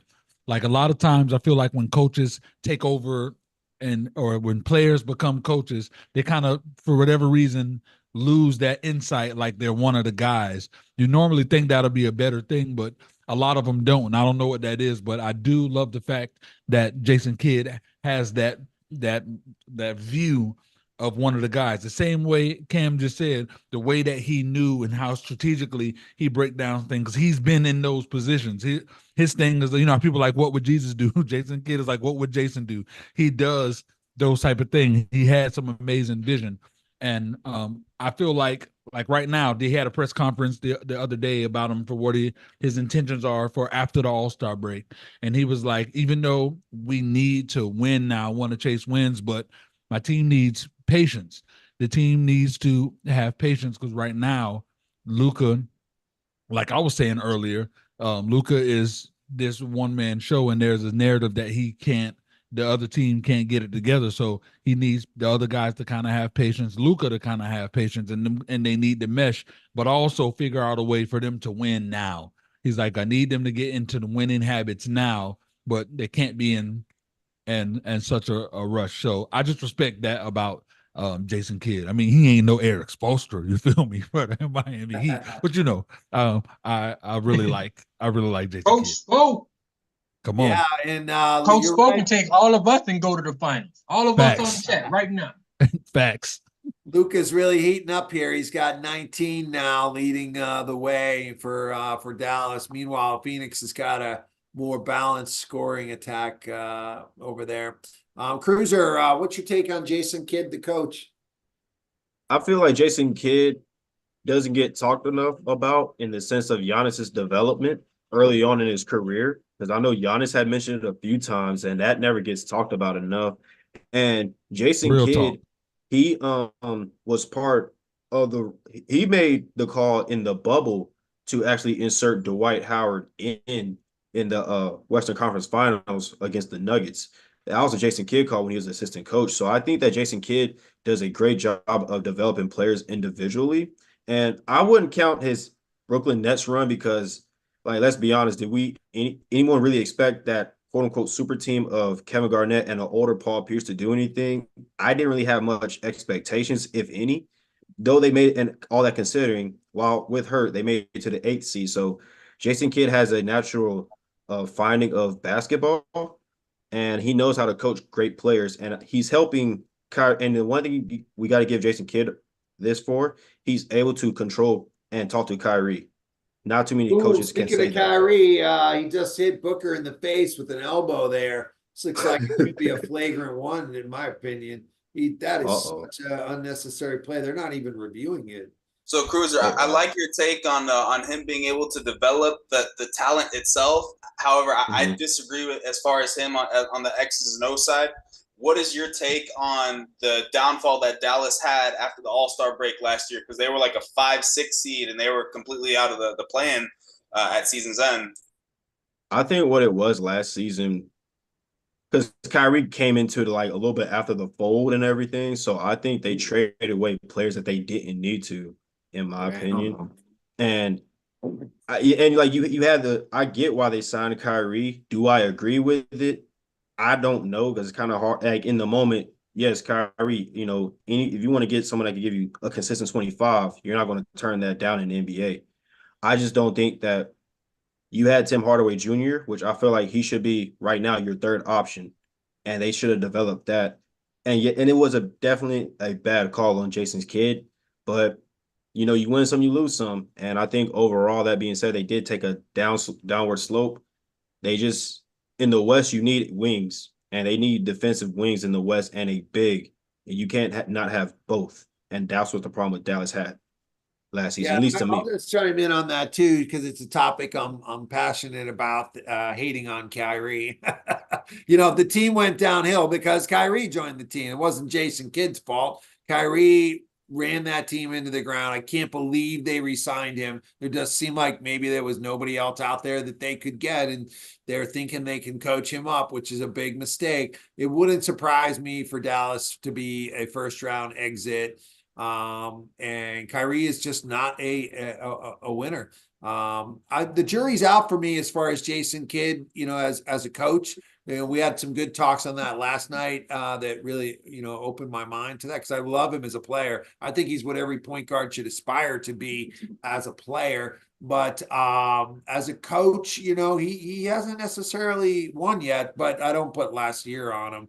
I'll look more at what he did in Brooklyn. He really didn't win anything in Milwaukee. I don't know how much he was developing. I know Giannis gives him lip service, but I mean, how much is the point guard developing the center?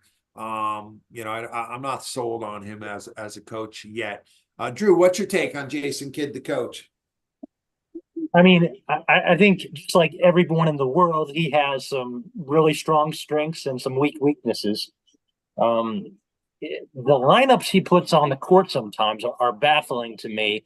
So maybe his in-game decision making as far as like who to put in, I don't love, but I think he's very creative, very innovative. Even from when he was out of timeouts until he spilt his drink on the floor to get an extra timeout. Was that unethical? Maybe, but it was creative. I do kind of like that. I don't think as a coach you should beat your wife. He had some issues with that, so that's another weakness of his. But players love him. That like Giannis talks high about him. A lot of other players speak highly of him. Talks high about everybody. Yeah, Giannis is Mr. I don't want to get you fired, but you about to get fired. Right. Yeah, I do think players love him though, and Luka I think is having he's at his peak right now. Of course, that's because he's been young and now he's getting older, but he is at his peak under Jason Kidd. So I think the jury is still out a little bit, but I have hope that he can bring Luka to an MVP level, and I actually think he's already there and could make the case easily if I need to. Yeah, Booker's back at the line here as we're closing out the half with what 34 seconds to go. Yeah, you make some good points about lineups, which is stuff I haven't seen them enough to really know. I'm just kind of looking at it as an outsider here. I think Luka still has a long way to go in terms of his development. Let's see what happens here. He's holding it out for the last shot. Was gonna get a step back three, a little give and go, and Lucas scores. To me, the next level is when you defend. The next level is when you make everyone else great. I think back to Jordan and Pippen. Pippen, like, to me, Jordan made Pippen. Like, Pippen, wasn't highly recruited out of I don't remember where he went to college, right? Arkansas State. And like Something Jordan like that. made those guys into what they were, and that's what a real superstar does. And that's what I would look to see Luka doing. I give Luka maybe some credit for Brunson, but Brunson was already a winner. Like, you got to be able to make other people better. And that play above themselves. I think Jimmy Butler did that with all those guys that were playing out of the line, over there. Like, that's true leadership, that when you lead and encourage and bring people up. I think Luka still has that potential to go to that level. Jackie, what's your take on Jason Kidd, the coach? Jason Kidd, the coach, he's just not. Everybody talking about how he did with Giannis and how he was with his assistant, but I'm looking at him now in Dallas, and you got Luka Doncic, a young point guard with all the attributes you had, plus scoring ability. And Luka's doing the same thing he did before he got there. And it's no extra development. You get Kyrie to come there, who's also another point guard, but he scores and he don't pass. He's not passing any better. So it's like, what effect is he really having on these players who he played his same position? So you can't really trust him with the rest of the positions, because he can't even make his own position better. Yep. I'm with you on that. I think he still has the potential. The jury's still out on him, though. Let's go, Bobby, and then David will bring us home for this, as we are officially at halftime with the Suns up 63-60. Bobby, what's your take on Jason Kidd, the coach? Yes. Well, see, this is what people have to understand. So I'm a manager. So being a coach is very similar. You have to, especially in the millennium, you have to know how to deal with the younger guys as well. So a lot of people are like, well, Luka should be this, Luka should be that, and maybe he should. But guess what? He's only 24, guys. He's not that old. What people have to understand, too, is Jason Kidd is a good coach, but Jason Kidd has an ego. Jason Kidd is passive aggressive, and he's old school. So I think that he's going to have to develop himself too, and learn how to work with younger players, learn how to talk to them, because you can't talk to these guys that are, in their 20s, how you talk to me back in the 80s. You know what I'm saying? It's different. So for me, that's his biggest problem. But I just don't like the team as a whole and how they're constructed. And, I don't know how much play that he has or input that he has in that. I think that they need a down low game, a little bit more post up guys. I just feel like they are just a carbon copy type of Phoenix. They're pretty much the same. They're going to go score a lot of points. They'll probably get bounced in the first or second round. I don't see any heart. So I think that's the problem with Kyrie. Kyrie don't got no heart, but I will give him credit. He has matured because, I've watched him his whole career from Duke. Kyrie has matured, but they need a leader that's got some heart. And hopefully Kidd can do that for him. But I'm rooting for Kidd because I liked him as a player and I like him as a coach. Yeah, some good points there about needing to be able to adapt to this generation. I think that's partly why Belichick's unemployed. David, bring us home with your take on Jason Kidd, the coach. Yeah, for sure. And I know I was really passionate about it last night. I was bringing it up. My big thing was I think we give Jason Kidd a pass because he was such a great point guard in the league, taking his Nets to the final, winning one against LeBron with Dirk. But I really think he's overrated and nobody ever talks about it. And it sucks because we give somebody like Doc, who did win a championship, who probably should have won a second one if Kendrick Perkins didn't tear his ACL. We give him so much flack, but like I said, this is a first round, maybe a second round exit. They made it to the Western Conference Finals really because Phoenix imploded themselves. Yeah, he may be great with the player one-on-one development, but as an X's and O's guy, somebody said earlier his lineups are questionable at times. You mentioned we were talking with Cruiser earlier about them losing down the stretch last year. He had to sign off on the Kyrie trade. It wasn't just they traded for Kyrie and all of a sudden we didn't know what we were getting ourselves into. I mean, the coach plays a huge part in that. My big thing is that I think we don't give Jason Kidd enough flack the way we do somebody like Doc Rivers. Yeah, you would really open my mind to that, because it's funny. I think of Rivers and Kidd as like very defensive-minded players. That's what they were like in their playing days. So then I naturally think, oh, they must be defensive-minded coaches. But that's, just carrying over from what I remember of them as players. And, has that really translated onto the court or not, I think is up for debate. It reminds me of there's a famous interview when they asked Michael Jordan if he ever wanted to coach in the NBA. And Jordan was self-aware enough to know that, and some people mentioned ego here with Jason Kidd. Jordan was self-aware enough to know that, like, no, I would never work as a coach. And the guy asked him why. And Jordan explained it. He said, it's at the end of the game, like people like me, we just get the ball and go score. Like, we don't need a play. We don't need – these kids will be like, well, what do I do? How do I get around the defender? And Jordan will be like, you just do it. You just – what are you talking about? Like, just go do it, right? And whereas a great coach is able to, drop a play, inspire his players, explain things in a way that his players can get, it's often a lot different than being a great star. They don't really know – they do it. They don't know how to teach it.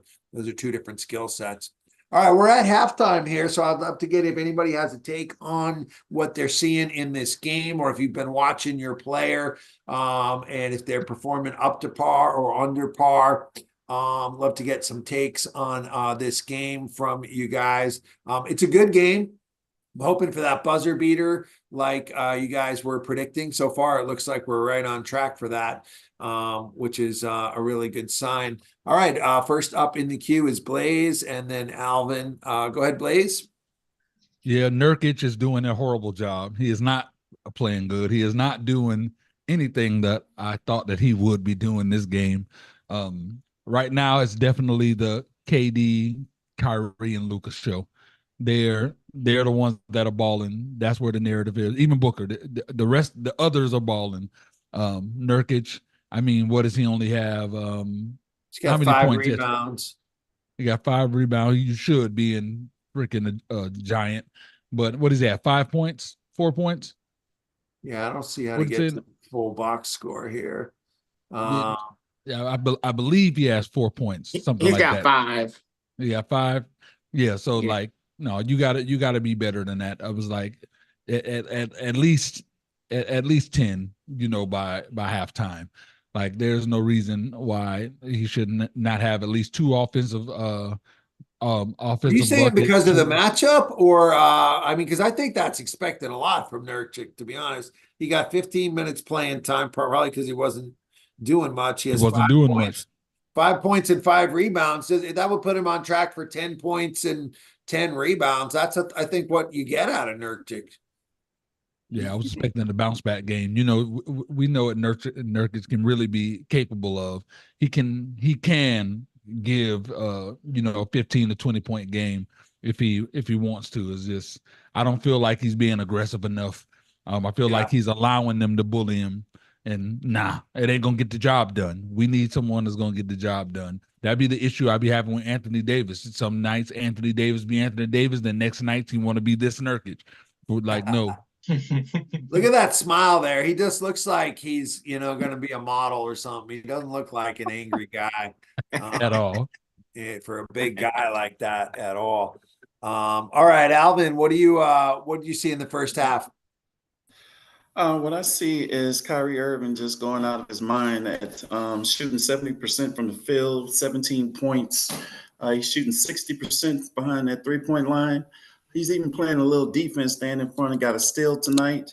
You can't ask any more from him tonight other than maybe distribute the ball a little bit more.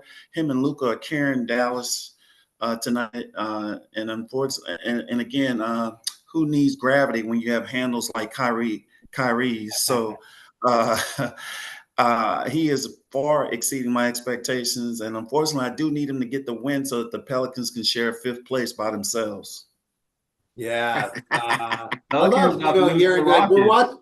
we're watching the same game. And if somebody asked me for my take on Kyrie, I'd be like, typical shoot first point guard, not getting anybody involved. And he elbowed Booker in the face. Like, this guy is just the main reason they're losing right now. But,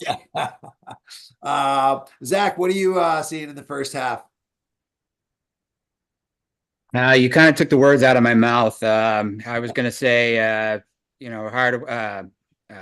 Irving and Doncic kind of carrying the Mavericks, but Irving kind of playing his typical game and looking to score, not really to distribute. Dallas has got to find somebody else really to get involved if they're going to really win this game. I think just somebody else is going to have to step up and be that third person to contribute if they're gonna pull this one out. If you look at the Suns box score, they're doing a much better job of distributing the ball and getting everybody involved, and I think that's why they're out in front. And I think if they can continue to do that, they're going to have a pretty good chance, I think, to pull this one out. I mean, Dallas, they don't have a third guy from what I'm seeing. I was just clicking on Josh Green there. I couldn't even remember who that was. They got Tim Hardaway, but he ain't all that. No, unless as his dad's coming back or something. Lively hasn't been able to do much. They brought in Washington and he's done a little bit, but yeah. They haven't really been able to find anybody so far. And if that's going to be the case, they've had some success with the transition game lately, but we haven't seen much of that so far in this game. They haven't really been able to get out and run at all. So I don't know. We'll see. It's been a high scoring game so far, and I think that's favoring the Suns right now. So from what I've seen, so yeah, I would agree. Cruiser, what are you seeing in the first half? I'm more surprised that Grayson Allen is doing what he's doing considering this game, and I'm not surprised at Eric Gordon from the Suns' perspective. And far as Dallas, even though I wanted Dallas to win this, I had Dallas winning this game. They're still down by 3, all things considering, and I would prefer the third option to be Tim Hardaway Jr. just because he's played with Luka a lot longer than the current tenure on the roster. But in reality, I think the third option in the future is probably going to go towards being PJ Washington overall. But overall, it's a good game so far, so no complaints for me. I'm curious to see how the first 5 minutes of the third quarter is going to play out. Yeah, I'm surprised Spencer Dinwiddie he didn't want to go back to Dallas. I don't know if anybody has any insights on that. Like he made a name for himself in that playoff run. He would have got a lot of minutes and really could have been that third guy that they need and he was out on the buyout market, right? Like if he wants I think he wanted to go somewhere else, or it was something. Maybe it might have been the cap space issue. I'm not too sure about it because I was hearing some rumors about it. It was like cap space or something like that. Yeah, which is I kind of don't like if he's that. cut, you can sign him for the minimum for the league minimum. I think as a buyout, they should have been able to get him for nothing. Right. All right, let's continue with the takes here. Let's go next to Zach and then Bobby and then Jackie.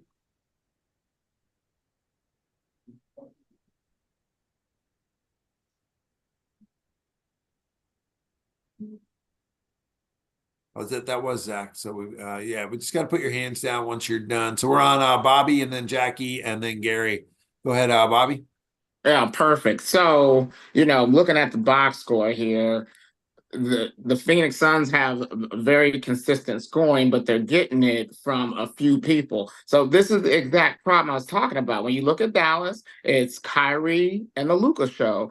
Kyrie's got 2 assists. I mean, you know, these guys just aren't, they're not going to win like this. They're just not built to win. They have nobody else that can get a bucket other than those two. And that's just going to be a problem for them all year. I'm looking at this lineup. I just don't see anything inspiring. I mean, Tim Hardaway is good, and he's playing 18 minutes. I just don't like their team. I just don't like the way they're built. So I feel like the Suns are just better built. When they get Bill back, if he comes back, I think Phoenix could potentially be as good as the Clippers. That's just my point. But before I go, real quick, Greg, I want to say we got to talk some Wembanyama, right? Wembanyama, yeah. Yeah, we do. Yeah, we do. He leads all the rookie, like the major statistics for like blocks, rebounds, points. He's in top five. He's a million feet tall, so he better lead in rebounds. He's a million feet tall. He's what do we expect? He's second in steals. Let's table that for in tonight's our second game. If you guys are able to stay on, we're going to go into who's LeBron passing the torch to as far as the next great star. And if you guys want to make the case for Wemby, I'm willing to listen. I haven't seen nothing from him yet in terms of wins, but I haven't seen him play too much. I think leading the league in block shots isn't that's always a stat that not a real stat compared to points and rebounds. All right, let's go next to Gary and then Curtis. Gary, what's your take on the first half? Well, hey, you skipped me, man. Oh, I thought that was you. I thought you chimed in on Wemby, Jackie. No, I didn't. But if you want me to, I'll just say LeBron ain't do too much his rookie year. You know what I mean, as far as wins. So I mean, you gotta let the man do what he's doing. But yeah, exactly. And neither did Jordan. Not everybody can Jordan, be you Jason know what I mean? Tatum, who goes to the conference finals his rookie year, leads his team there. So not everybody can be as great as him. But go ahead, Jackie. Yeah, my take quick on the game, man. It's just going exactly like I expected it. You know what I mean? The superstars for one team outshining the superstars on the other team. And even though Dallas only got 2 stars, I told y'all the rest of the team don't do too much. And you think they can't carry them, but the game's too close. It's too close. Dallas is at home, and I know y'all say home field advantage might not mean nothing in the regular season, but like this game is way too close for Phoenix because they gonna choke, and Luka's gonna be there to hit a stupid shot at the end of the game. Yep, because Nurkic ain't doing his job. Nurkic got one job, and he ain't doing. Think Dallas is gonna pull it out? All right, they gonna pull it out. All right, let's go to Curtis and then Gary with your halftime take. Yeah, can you hear me? I feel like I predicted Dallas to win this game. I gave them the edge over Phoenix tonight. I feel like I put Luka for 25 plus, Kyrie 20 plus. I had him at 8 assists, but I feel like he has to be a better facilitator and share and get his team involved more. Like it's not, I don't know, but I got Dallas coming out with this one. It's gonna be a close game though to me. All right, second half just tipped off. Gary, what's your take on the first half? Well, firstly, this is the most basketball I've watched since the Sonics left Seattle. But I'm a little disappointed that Durant only has 1 rebound. I think that's one of his strengths, but so once he gets fired up, I think that would be a big game changer. Yeah, I'd like to see a little more out of KD. And I'll just close with my takes is, both teams have 2 stars playing. They seem to be offsetting. Maybe the Mavs have a slight edge on how the stars are playing, but the Suns have some people that can make shots. Grayson Allen, Eric Gordon are made some shots, and Mavs don't have anybody else to go with their 2 guys. That seems to be the difference in this game so far. I just saw him put on the screen on TV the halftime stats, and both teams were shooting over 50%, 53, I think it was, and 52% in this game. And it reminds me of an interesting trivia or stat that I saw was that the all-time winningest team, Cameron's Golden State Warriors, right, who hold the record for most wins, their offensive efficiency was record-setting at the time. And if they were playing in today's game, their offensive efficiency would be in the bottom third of the league, like behind the Toronto Raptors. And it's just like whatever's going on with the rules or the way they're calling it or the way people are playing, like teams are just scoring. The defense wasn't there in the All-Star game, and people were complaining about that. But I think it's not just the All-Star game; it's not there in the whole league in the regular season anymore, and it's partly due to a lot of the rules changes that are out there. I mentioned the owners. I planned this as a halftime topic, but we had so many good halftime takes. That was great. Great segment there. I mentioned the owners, Mark Cuban and Jerry Jones. And I thought it'd be fun to get some takes from you guys.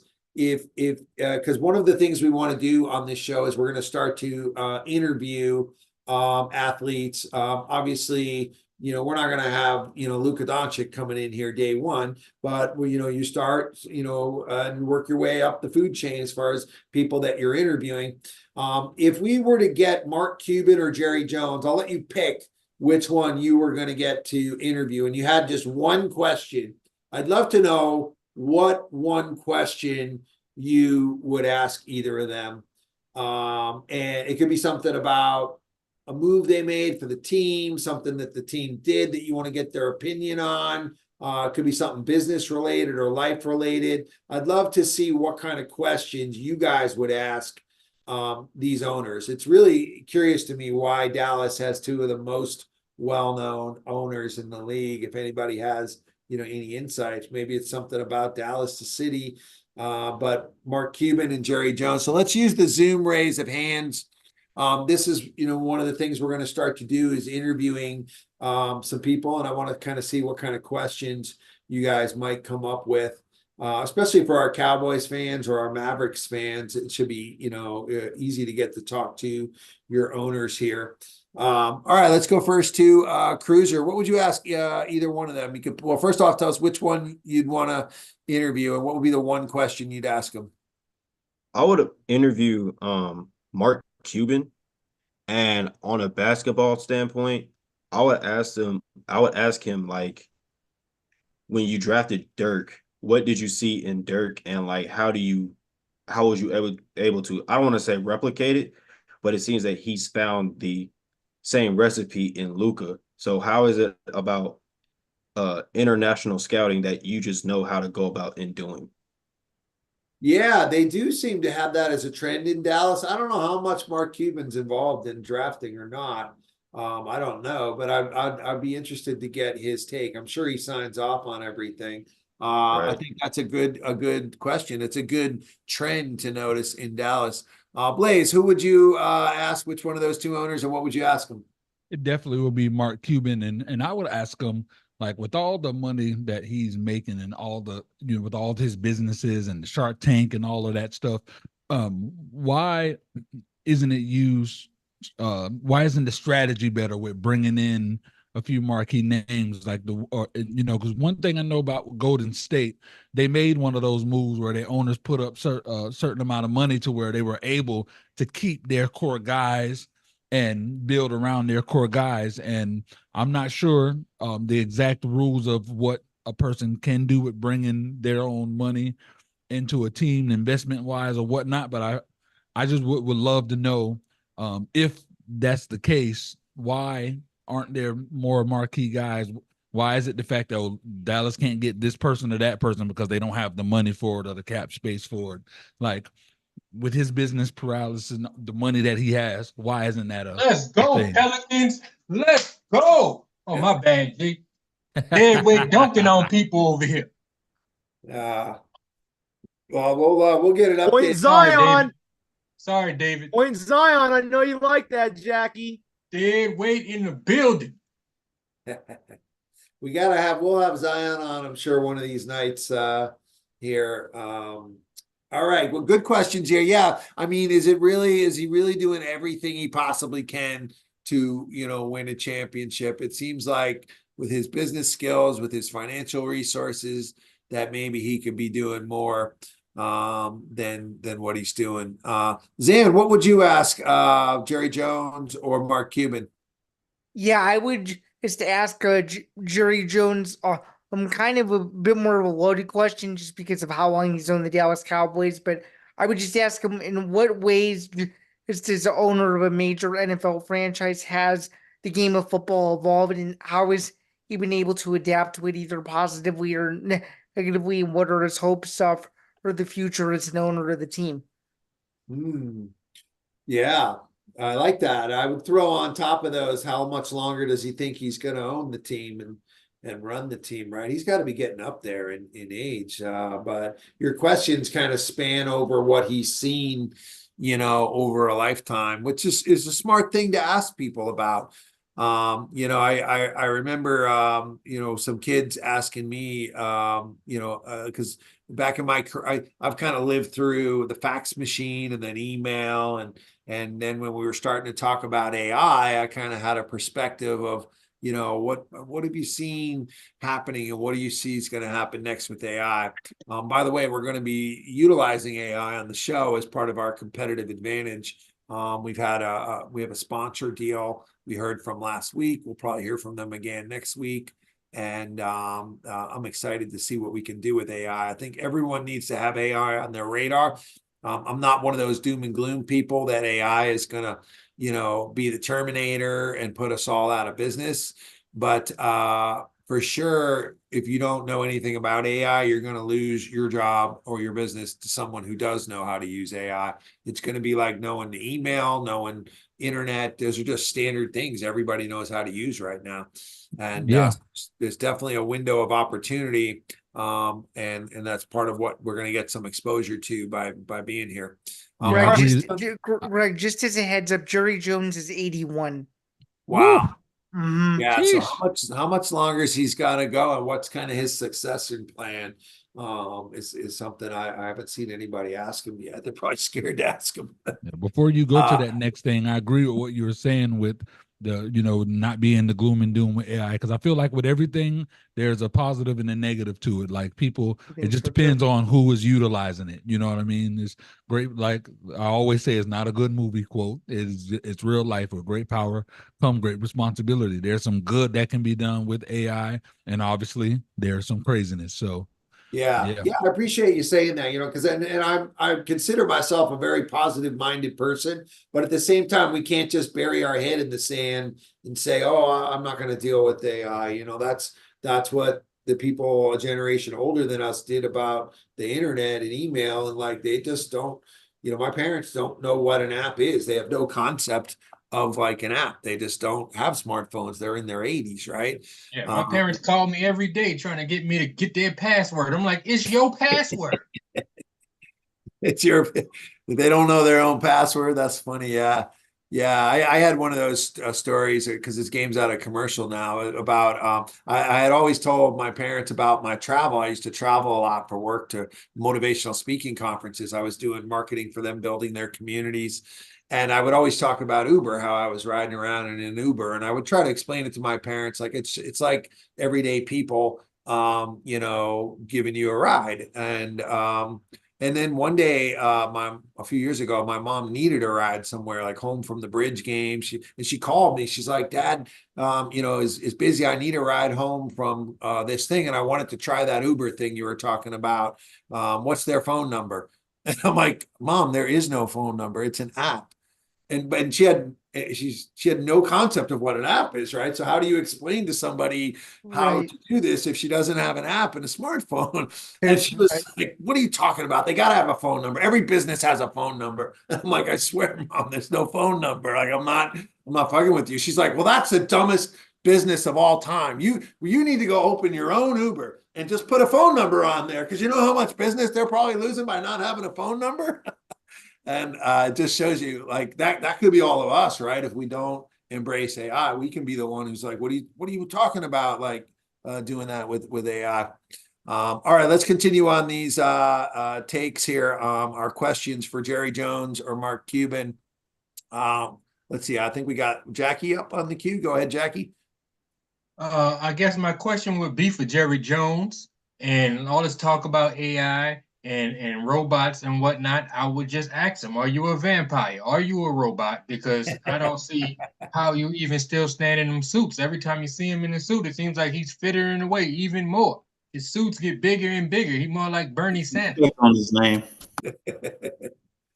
Wow, Dallas is opening up a lead now, by the way. What's happening here? Did anybody They gonna win the game, like I told you. Yep. Luka's got 30 points already. I don't know what his I should have put him for 30 today. plus. But It's Luka, man. It's Luka. Who's guarding Luka? What the Nobody. Nobody. Don't matter. Man's just gonna score. Jeez. All right, let's keep going with these. Drew, what would you ask Jerry Jones or Mark Cuban? I would want to talk to Mark Cuban. Every year for Dirk's prime in the offseason, Dallas was always one of the names in that was trying to get the hottest free agent. And every year they failed to do so. So my question to him was, like, what was your biggest regret in recruiting these free agents? What went wrong? Interesting. I mean, their championship team was full of free agents, right? It was like Dirk and the Dirk and the Munchkins. A lot of the guys they get from trades, but like Jason Terry, he was a trade. When Steve Nash left is when they acquired him. Jason Kidd, he was on the Mavericks 2 or 3 times, but I don't remember. Yeah. I think he was via Sean trade. Marion was on that team too. Jason Terry gave me nightmares that series when they beat us, but I was so mad. And Tyson Chandler was. When he got the tattoo. Derek Lively is the next Tyson Chandler, I think. Finally, they have their next Tyson. Well, hey, that'd be a win for him if he can fill out. You know, Tyson Chandler was a nice long-term starter on a championship team. So, all right, Bobby, what's your take on what would you ask one of these owners? Well, I would want to talk to Jerry Jones, and I would just really want to ask him one question. Who was more disappointing, Tony Romo or Dak Prescott? Like making him choose between his two sons. Who's the most disappointing? I don't know. Tony's having a good after career though, man. He would choose Tony Romo. That's his favorite. All right, Cameron, what would you ask Mark Cuban or Jerry Jones? Yeah, I've always been interested in Jerry Jones' personality, so I don't even know if I'd ask him necessarily a question about any of the players on his team, but his firing of his coach this year. I'm curious his relationship, and what he really plans on how he's moving forward with the current coaching staff. Yeah, I thought they would have made a firing. You mean, right?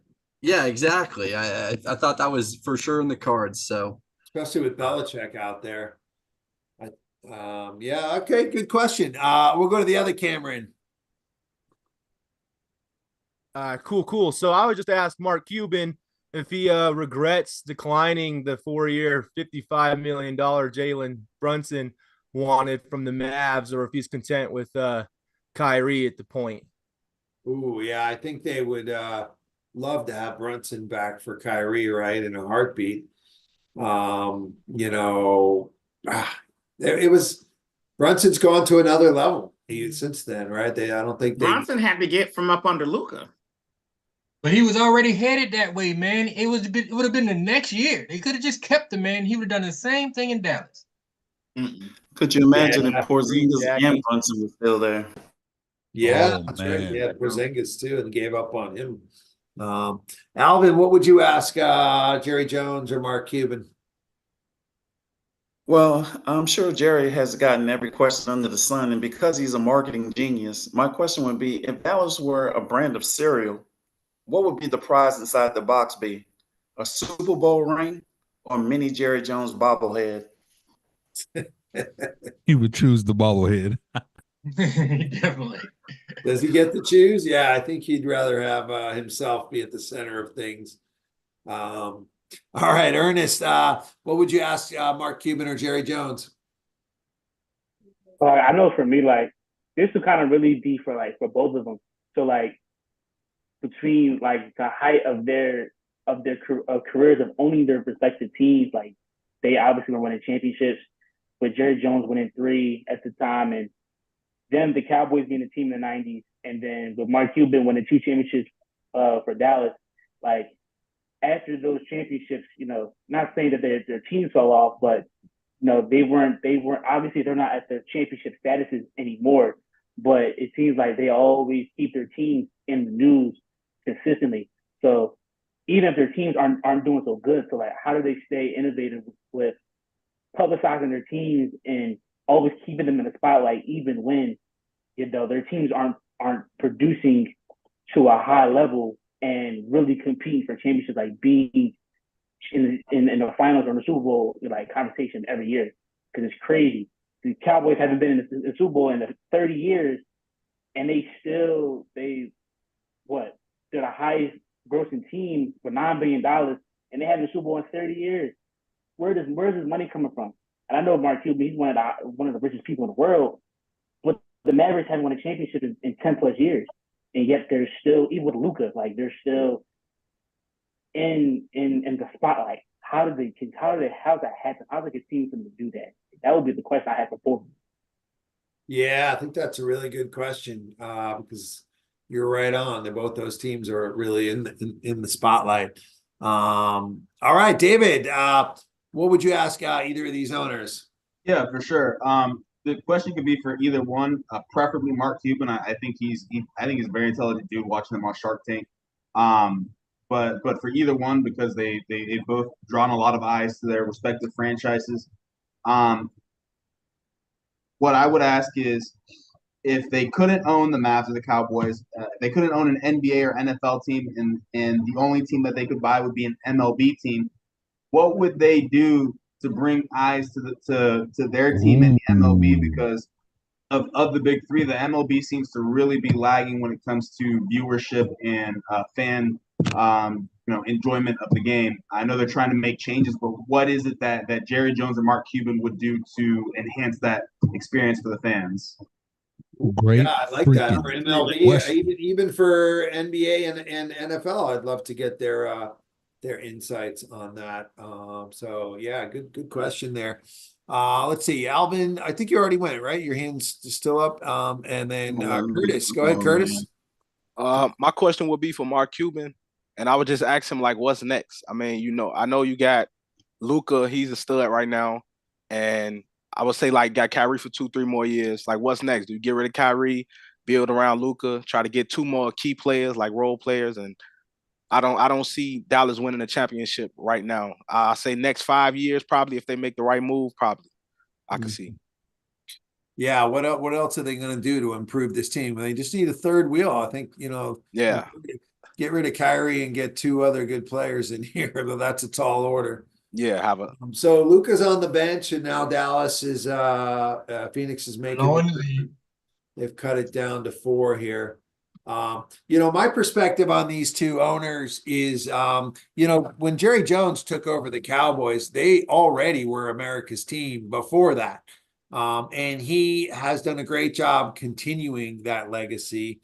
And Dallas Cowboys are the most valuable team in all of pro sports. I just saw an interesting stat on that. I think there's only 7 teams that are worth more than $7 billion. The Cowboys are one of them. If anybody wants to guess at what some of the other teams are, let's have you put those in the YouTube chat. But I think what Mark Cuban has done, to me, is more impressive. Mark Cuban this is an expansion team. The Dallas Mavericks had never won anything. Granted, he didn't take them right from the beginning, but they had no history at all. And he's, made them into a team that's been competitive now for probably 20 years. A team that, came from nothing. And he's done a lot more things like Shark Tank and just other things to, raise his visibility, which ultimately raises the visibility of his team. So to me, he's a lot more impressive. I'd love to ask them each, what they think they could learn to do better at, or what not to do from the other one, and kind of play them off of each other. I think it'd be neat. All right, let's dial in on this game here. Let's also hop over to our chat and just see what is going on in our chat here. Yeah, you make me hooping. The Yankees, yeah. So if we're doing the most valuable teams, Lakers for sure, Dodgers, Yankees. I didn't put out any teams out of the big 4 in there. The Knicks are there. Yeah. The Jets are not in that list. I saw a stat today that Curry, when he joined The Warriors, I think their value was 395 million.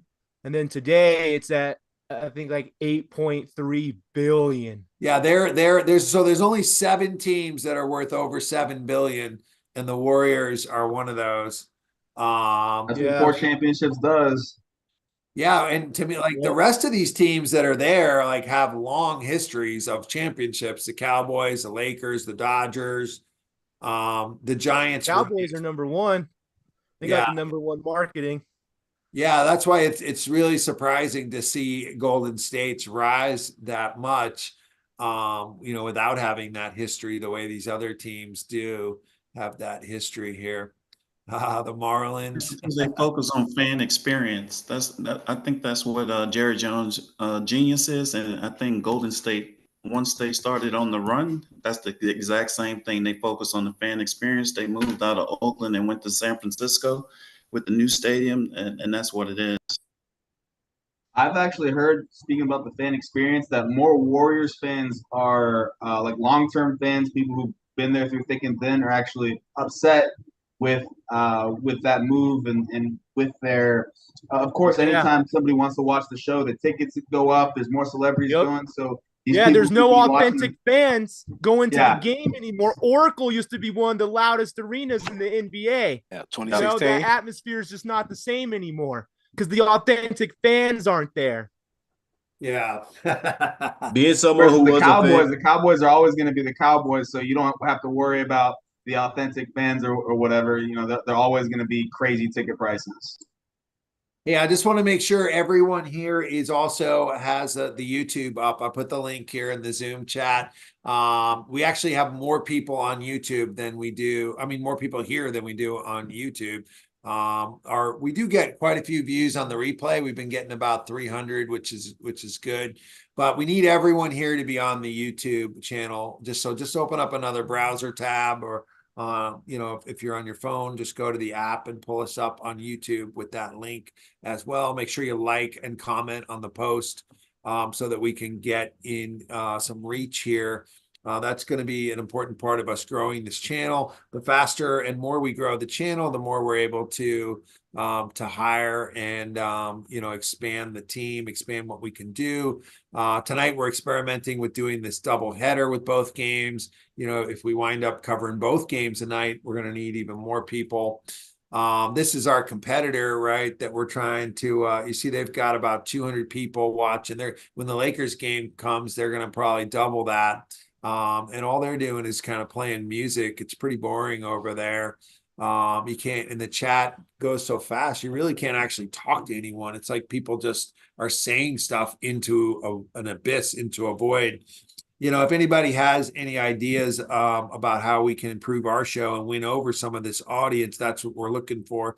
Clearly, some of those people don't want to be on Zoom, right? They're probably just home on their couch. Maybe they don't want to be seen. They don't want to be heard. They feel like, I don't have anything to say. That maybe they don't want to be here. That's okay, but we're here for the people that do want to be here. And I'll take those type of comments off air. We can talk about that. I want to make sure also, if you are here for the audition, that you shoot me a text. Everyone should have a phone number. My number, just make sure you shoot me a text so that I can save you as a contact and kind of mark that you were here for our team as well. The game's gone to a commercial now. It's the third quarter's winding down. It looks like we're going to have a really close fourth quarter, which I'm excited for. Dallas gonna run this thing out the gym, man. Got Dallas winning by 10 plus. Yeah. KD down. Once KD down, he ain't trying to come back. He ain't got no heart. Yeah, KD not clutch. He's not that clutch to me. Well, and that's a perfect next topic. Good segue into us to talk about KD and where he falls. Historically, is he a Hall of Fame player? What do you guys think about KD? So if anybody wants to raise their hand and give us a take on KD, he's I think one of the most debated and talked about players. I think Steve Kerr had one of my favorite quotes about him, saying that he's the most talented player that he's ever coached. So I thought that was really interesting coming from Steve Kerr. All right, so let's go around the horn with our takes on KD here. Go ahead, Jackie, you're up first.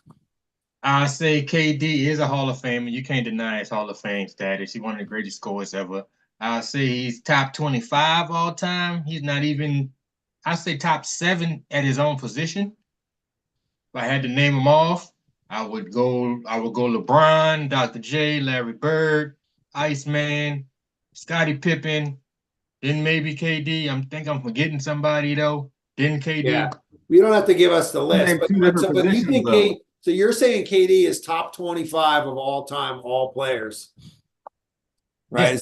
Is that Yeah. what you're saying? I would give him that. I would give him top 25. Okay. We'll circle back if let's see what other people have to say on that. Bobby, you're up next.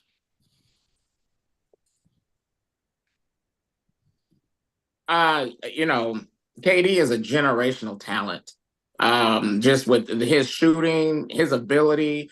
If I had a starting 5, I'd put LeBron at the point, Jordan at the 2, him at the 3, Duncan at the 4, and Olajuwon at the 5. So yes, to me, when he's all said and done, to me, he'll be a top 20 player. Larry Bird, man. Larry Bird at the 3. I would take him over Larry Bird, but that's just Dr. me. J at the 3. I don't disagree. Hey, I don't disagree with you, brother. I'm just telling you my take.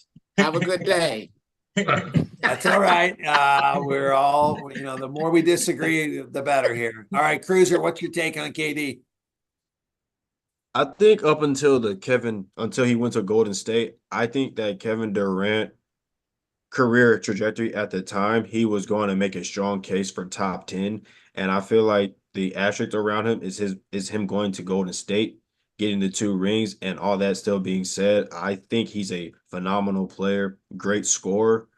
And over the years, I think that when he won his MVP, I think that solidified of how good of a player he was. I do believe that him going to Golden State, he lessened his chances of ever again winning another MVP.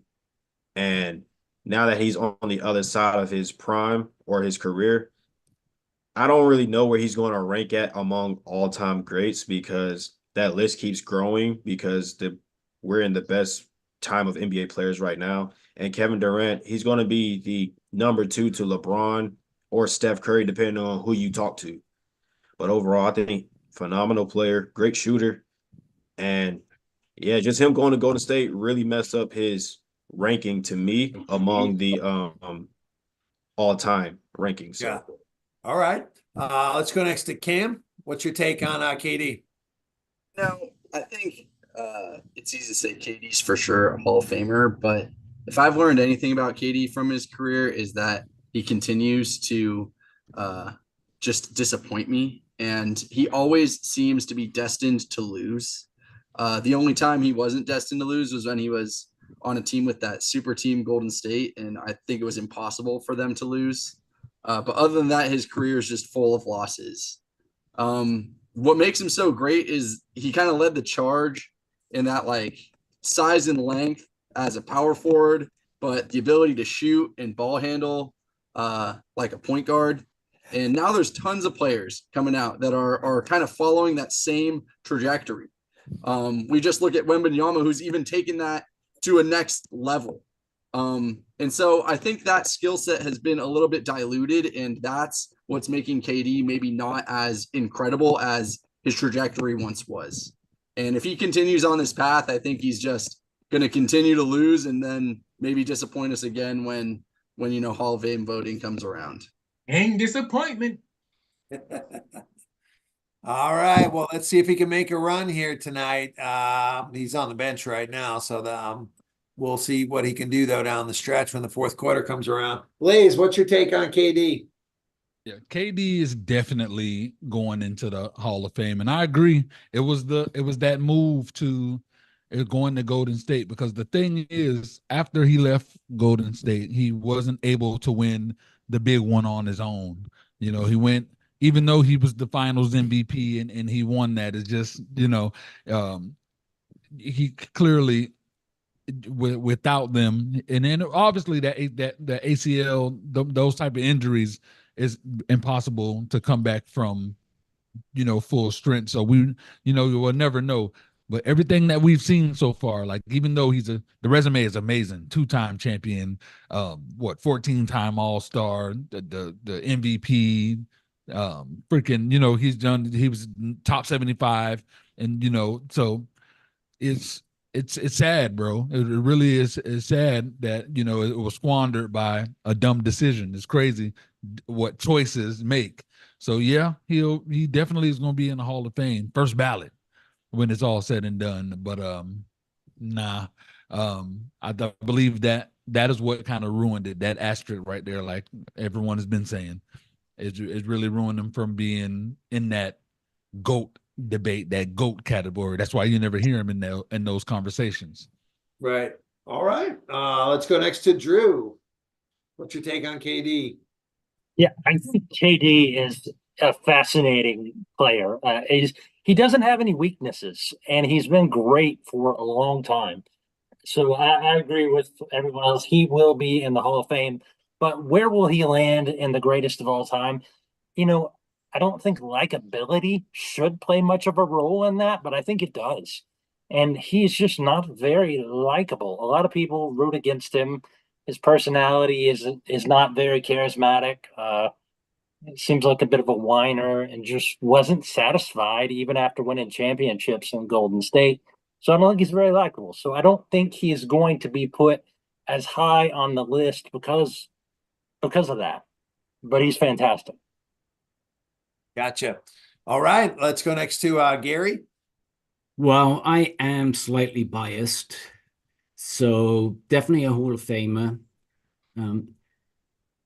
To answer the droid question, I mean, Kevin Durant used to be extremely shy. I mean, it was hard to get, he's like my son, hard to get a word out of him, but I'd have him come to the school, and I mean, he was just liked by everybody. So, I mean, definitely top 30 anyway. So, okay, let's go next to Zan. What's your take on KD? Yeah, so I mean, when he was on the Thunder, he was my favorite player in the league. But I just think after he went to Golden State, I think he rubbed people the wrong way because he decided to go to obviously create that super team. And I think that even though he will eventually be a Hall of Famer, I think the knock on him is going to be that he couldn't consistently do it just by himself, like some of these other greats like Michael Jordan and LeBron and some of these other guys, where they were able to prove no matter what situation they were in, they were able to do it by themselves. And I just don't think Durant's that guy. I think he's top 50 all time for sure. He's one of the best players at his respective position. But I think when it comes to that debate, he will never be in that discussion. And I think for the people who are diehard Thunder and to really care about the team, I still think there's a little bit of that disrespect considering what he did to them all those years ago. So I think his legacy is going to be very mixed, but in terms of his ability when he's on the court, he's one of the best ever. That's for sure. Okay. Should have went to New York. Let's go next to David and then Alvin. I love everybody's got something to say about KD. Yeah, for sure. So, I mean, basketball Hall of Fame, it seems like everyone gets in. Vince Carter's going in this year, and I don't think he was all-time great. I mean, he was good, but not great. So, I mean, it's the NBA Hall of Fame. My question is, and hear me out, Jackie, 'cause I've got a question for all of you. We keep saying there's an asterisk. We keep saying it was a dumb move, but I mean, the name of the game is to go win a ring. I hated it. Don't get me wrong. I hated it. I thought it made basketball boring, but he did what was best for him, what was best for his career, for his family, for his legacy. Any team he would have joined. Joining the Warriors, he joined a team that just won a championship 2 years ago. So they're gonna say, oh, he wants to win he just wants to go hop on Curry's tails. If he went to Miami, one of the other teams that he was talking to, oh, he wants to follow LeBron. If he goes to the Celtics have the second most championships. Oh, he just wants to go because he knows he can't do it in Oklahoma. If he would have gone to the Clippers, oh, he wants to join CP3 and Blake Griffin to try to bring their first championship. No matter what, he was in a losing situation. There was no way he was going to go back to Oklahoma to play with Russ. Russ was too much of a crash dummy. Russ wanted it to be his team from the jump. Russ isn't going to back down to anyone, and KD's a lot more passive. There was nothing he could have done. The best thing that he did, go to Golden State and win 2 championships. Probably would have won a third one if he didn't try to play on his blown out Achilles. I can't hate the man for making the best decision for himself. Now, again, as a fan, I absolutely hated it. But I don't think it was a dumb move where there should be an asterisk because, again, he made the best decision for his legacy and he'll be, first ballot Hall of Fame. I disagree a little bit. Here's the Go thing ahead. about the Golden State. Here's his thing about his move to the Golden State Warriors, right? Him and LeBron had the Michael Jordan, whoever Michael Jordan, Clyde Drexler, or the Kobe and whoever AI type thing going. So him going to Golden State was a chump move because he had to go there to beat LeBron. It wasn't about him going to Golden State. It was about him going to Golden State because he couldn't beat LeBron. Even though he had just lost to the Golden State Warriors, he couldn't beat LeBron. And that's why he went there. Well, there's difference of opinions on things here. I think there's merit to that. Let's continue with the takes here. We'll go to Alvin and then Zach.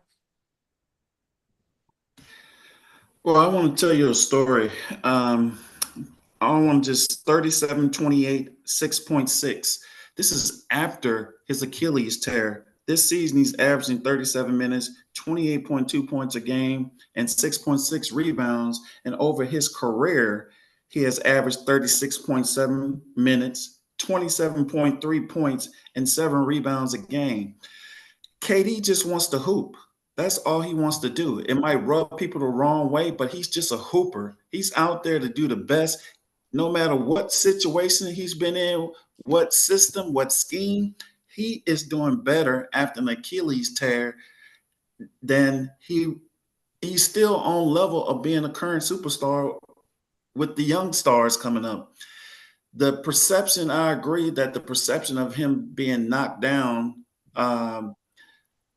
when he joined Golden State, a lot of people will take that perception and say, hey, he's not an all-time great, but this is an all-time great player, and he's playing better in his 30s after an Achilles injury than most other superstars, i.e. Kobe Bryant, all of them. Dominique Wilkins, other stars that blew out their Achilles. Yeah, all of them playing better than all of them. All right, let's I don't know about that. To me, Kobe's last game was a lot better than any game Durant's ever had, but let's keep going. I'm chomping at the bit, by the way. Let him score that 60, if man. You guys can't tell yet, I'm chomping at the bit because I disagree with everything everyone said so far, but I think let me hear from what our Golden State and our Boston fans have to say. Who's left here? Go ahead, Zach. Not a whole lot left that really hasn't been said at this point, but I mean, obviously, I don't think there's much doubt he's a Hall of Famer. I think at this point he's in the top 10 on the all-time scoring list. I don't know if there's anybody in that list that's not in the Hall of Fame. So, I mean, I think that's pretty obvious he's going to end up there. He's always been a pure scorer, and that's pretty much undeniable. He's a pretty gifted player, and he's made some questionable decisions in his career that obviously has rubbed fans the wrong way.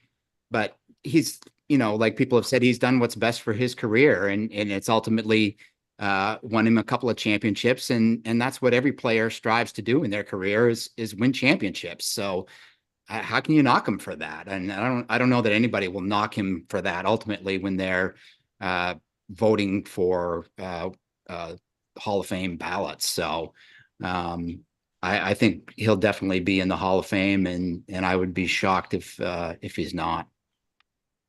All right. Next up is Ernest and then Curtis. Yeah, so as far as Kevin Durant, as far as I see him in my eyes, like I said, we had a conversation about this earlier, but that's later. But I said, as far as his accolades and who he is as a player, man, he's one of the I'm not gonna go as far as saying he's one of the most feared players. But whenever a team goes against him, whether it's the regular season or the playoffs, he is the main focus. Like, you could have a Devin Booker or an Eric Gordon on your team, but when it all comes down to it, when it comes down to crunch time, the ball's gonna be in his hands. He's gonna be the main focus, and that's on any team's ever been. And that was with the few select games he played in Brooklyn with James Harden and Kyrie. the ball was going to be in his hands regardless. So you already know that teams are gonna pinpoint him and say, whenever he gets the ball, you gotta lock him up. And there's no locking him up. I don't know not one player that's ever locked KD up in his career that I've seen personally. He's one of the unstoppable players in the league right now. Like I said, you gotta hope his toe step on the line.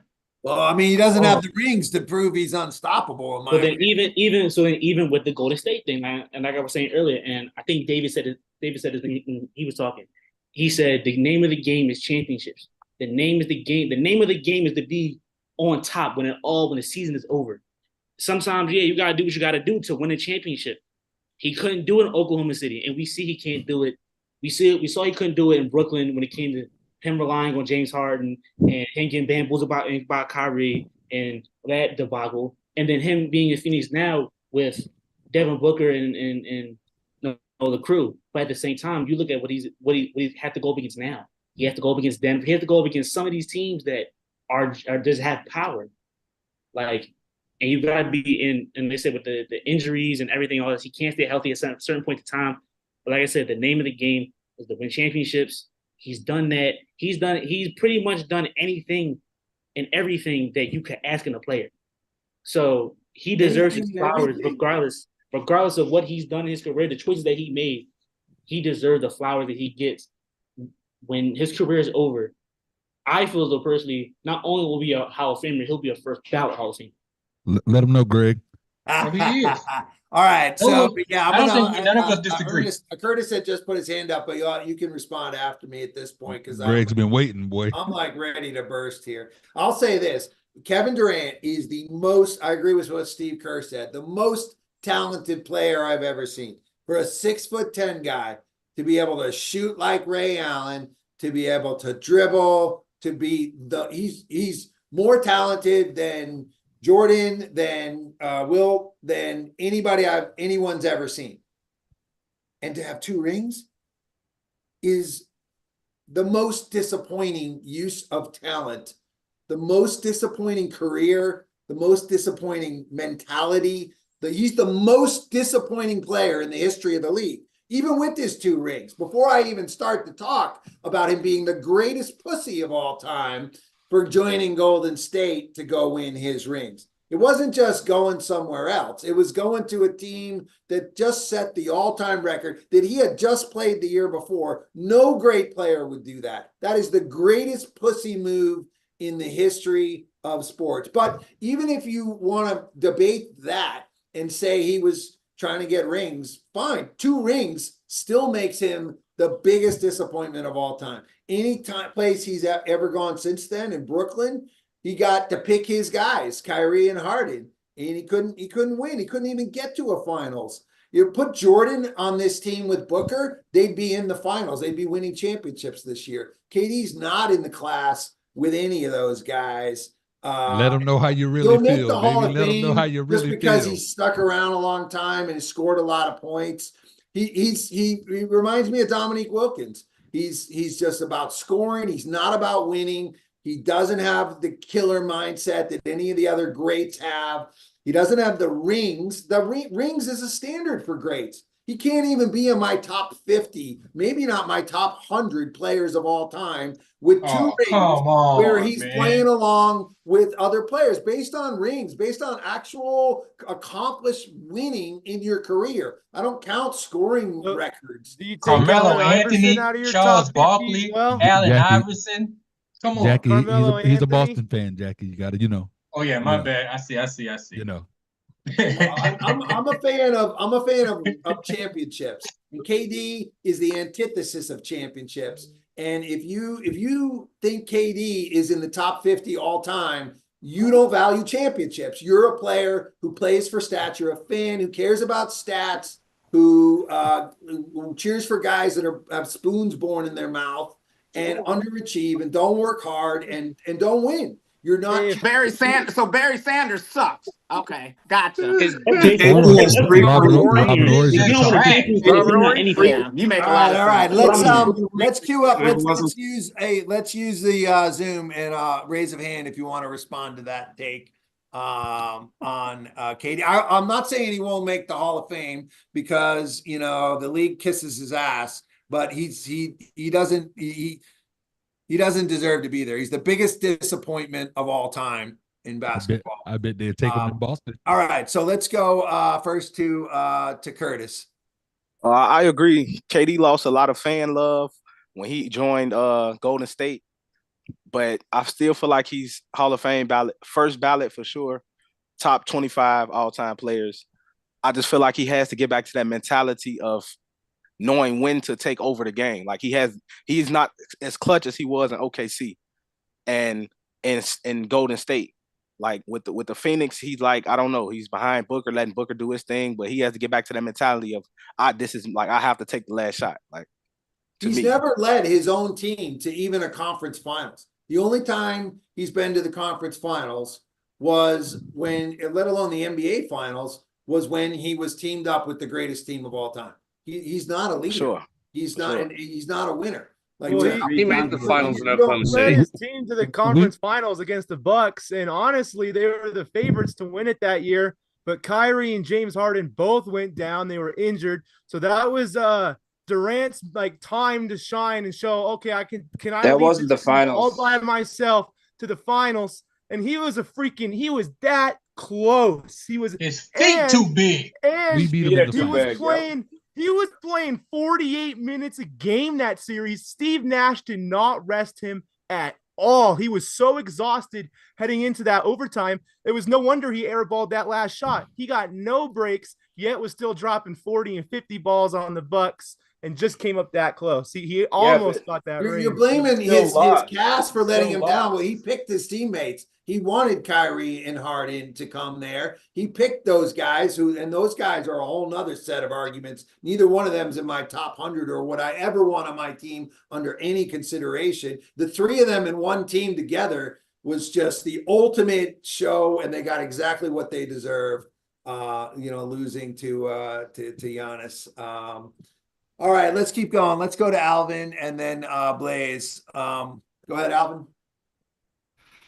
All right, Greg, I want to ask you a question. Is Bird in your top 20? Larry Bird has 3 championships. Yeah, he has 3 championships. Would be in my top 10 all-time players. So because he has one more ring than KD, he would be in your top 10. Larry Bird led his teams to championships. KD led his teams to championship. KD led his team to championship. Super team. Boston was loaded. No, they were. The Celtics were absolutely a super team. Larry Bird's not in my top 5 all time, but he led that team to championships. I looked to see who was the leader on the team. And when you're playing with the greatest team of all time, and Steph, one of the greatest players of to me, Steph is top 5. No. That's not the greatest team of all time. I could name 2 championship Bulls teams that were way better than this if we want to talk about record, not by NBA records. Records don't mean nothing. State was the best team of all time. If you don't win a chip. 17-18 team is the best. Let me reclaim my time, because you know what's interesting? If we want to go by records, hey, Pistol Pete Maravich should be one of the greatest. He's biggest scorer of all time before they even had a 3-point line. These guys today have the 3-point line to help out their scoring averages. You want to compare Bird to Durant in career accomplishments. KD would have had a 3rd ring if he doesn't pop his Achilles and Klay Thompson doesn't tear his ACL. They win that series hands down to win another chip right there. And when it was crunch time, that ball went to KD. It didn't go to Steph, and it didn't go to Klay. And I'm not even a KD fan. I'm a Dr. J. Michael Jordan fan.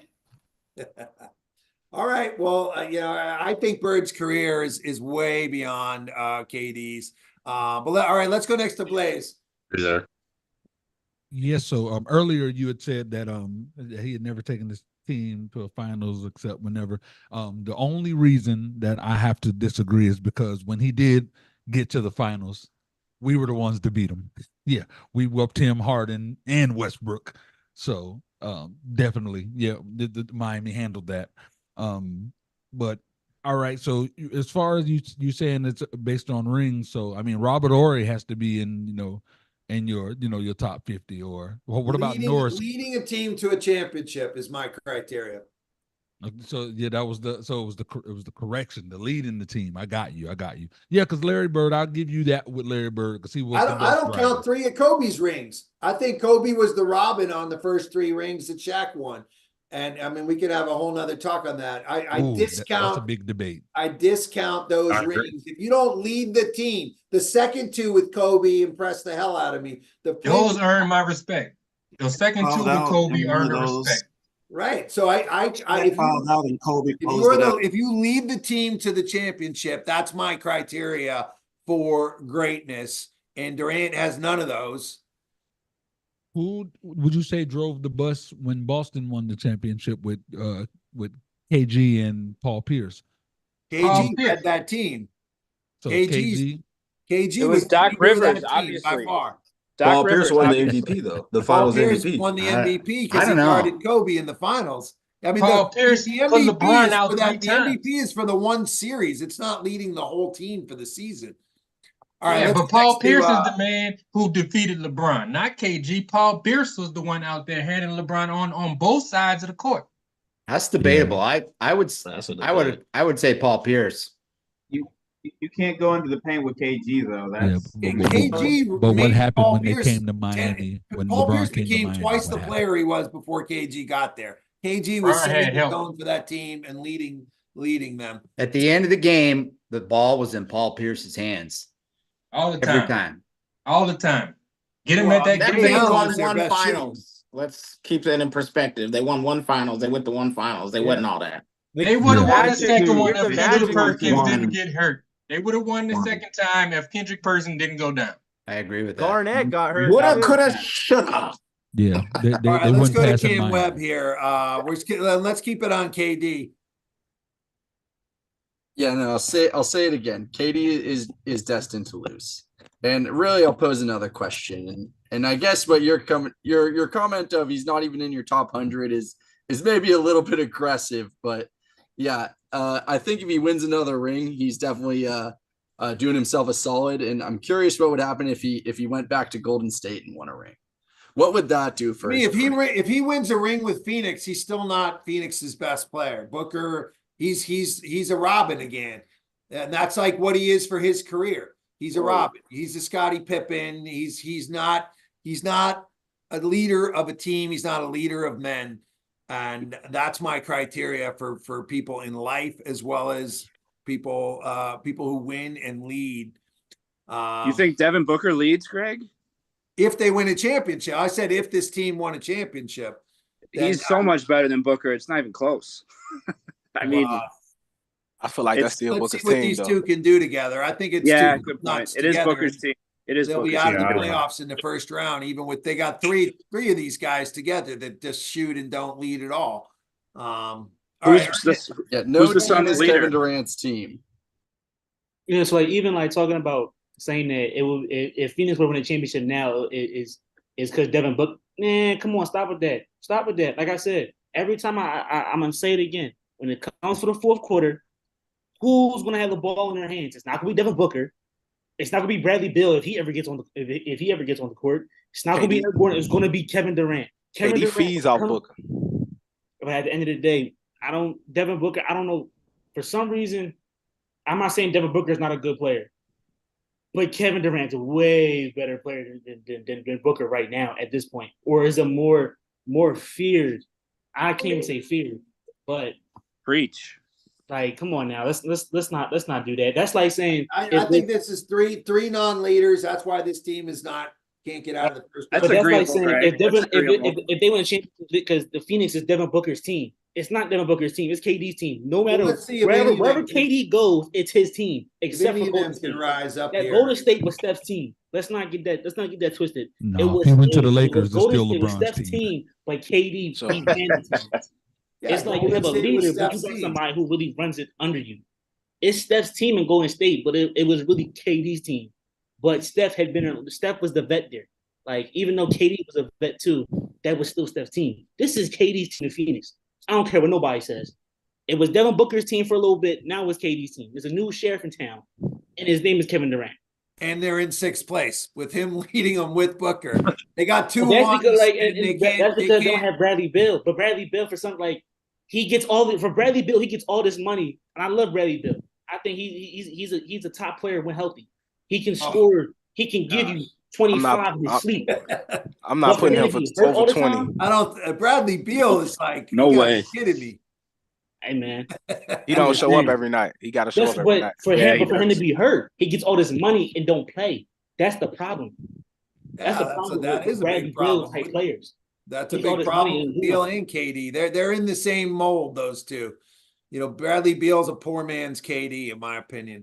Let's go to Jackie. All right, I'm just gonna first of all, Greg, we love you, but you saying King Disappointment is not 100, a top 50. Come on, man, that's ludicrous. Like, I keep expecting Ludacris to pop up on your feed like on the State Farm commercials, because that's just crazy.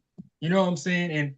And number 2, KD is good all time. We all know he's good all time, but he is great when he in the shadow. If he shed a spotlight like he did with Steph Curry, he's great. I can shine if Richard Pryor doing comedy on the stage with me. All I gotta do is make sure I hit when it's my time to hit. Feed off his energy, yeah. You know what I'm saying? That's my job. You know what I mean? It's just what it is. And 3, look at the game that we're watching right now. Right now, he's losing to Luka. He's just losing to him, flat out. But I mean, if we gonna sit here and say the rings don't count, I get it. I mean, we all against the Golden State Warriors and the rings. That makes sense. You know what I mean? But we didn't fault Clyde Drexler for going play with his homie Elijah Wan to get his rings. We didn't fault Gary Payton to go hop on the Lakers and get his ring before he retired. You know what I mean? So we didn't fault Jason Kidd for going play with Dirk. You know what I mean? So like I understand how y'all can say the rings. None of those guys are in the top. Are in Gary got his ring top with leaders the and Heat. winners in the league. They weren't able to. He got it with somebody. He got it with a great though. Yeah. It wasn't Kobe. It was LeBron. It was Wade. He He got it with Wade. He got it with Wade. But yeah, you know, that's what I mean though. We didn't fault him for going to play with Wade and Shaq. You know what I mean? So, you know, people, I mean, I understand he got to go play his role, but at the same time, like Kevin Durant not being like top 100, come on, man. I'd say I'd consider top 100, but definitely not top 50. I mean, for sure, not top 50. There's You 50 can't guys name, that you can't name have 10 better small forwards all time than Kevin Durant. Nobody I'll can. start with Jason Tatum. He's about to actually live Oh up my to the God. potential. Jason Tatum is butter. Jason Tatum is agree. margarine the butter when it comes to Kevin Durant. The blasphemous coming out his mouth. Blasphemy. KD led the If team Tatum in wins the USA in ring, if 2020, Tatum wins not the ring Tatum. this year, he moves ahead of Durant in my all-time because he's led a team. Wow. It gotta be this year, though. Jason Tatum Something literally Durant has the never MVP. done. I'd rather start a team with Tatum than with Durant. That's true. Yeah, he's I would younger, do that. 7 years younger. Tatum's still got to do it. He's still got to Challenge. win the ring. If Tatum leads this team to a ring, that's something Durant has never done, and every champion's done that he's never done. All right, let's keep getting through these takes here. Let's go to Zan.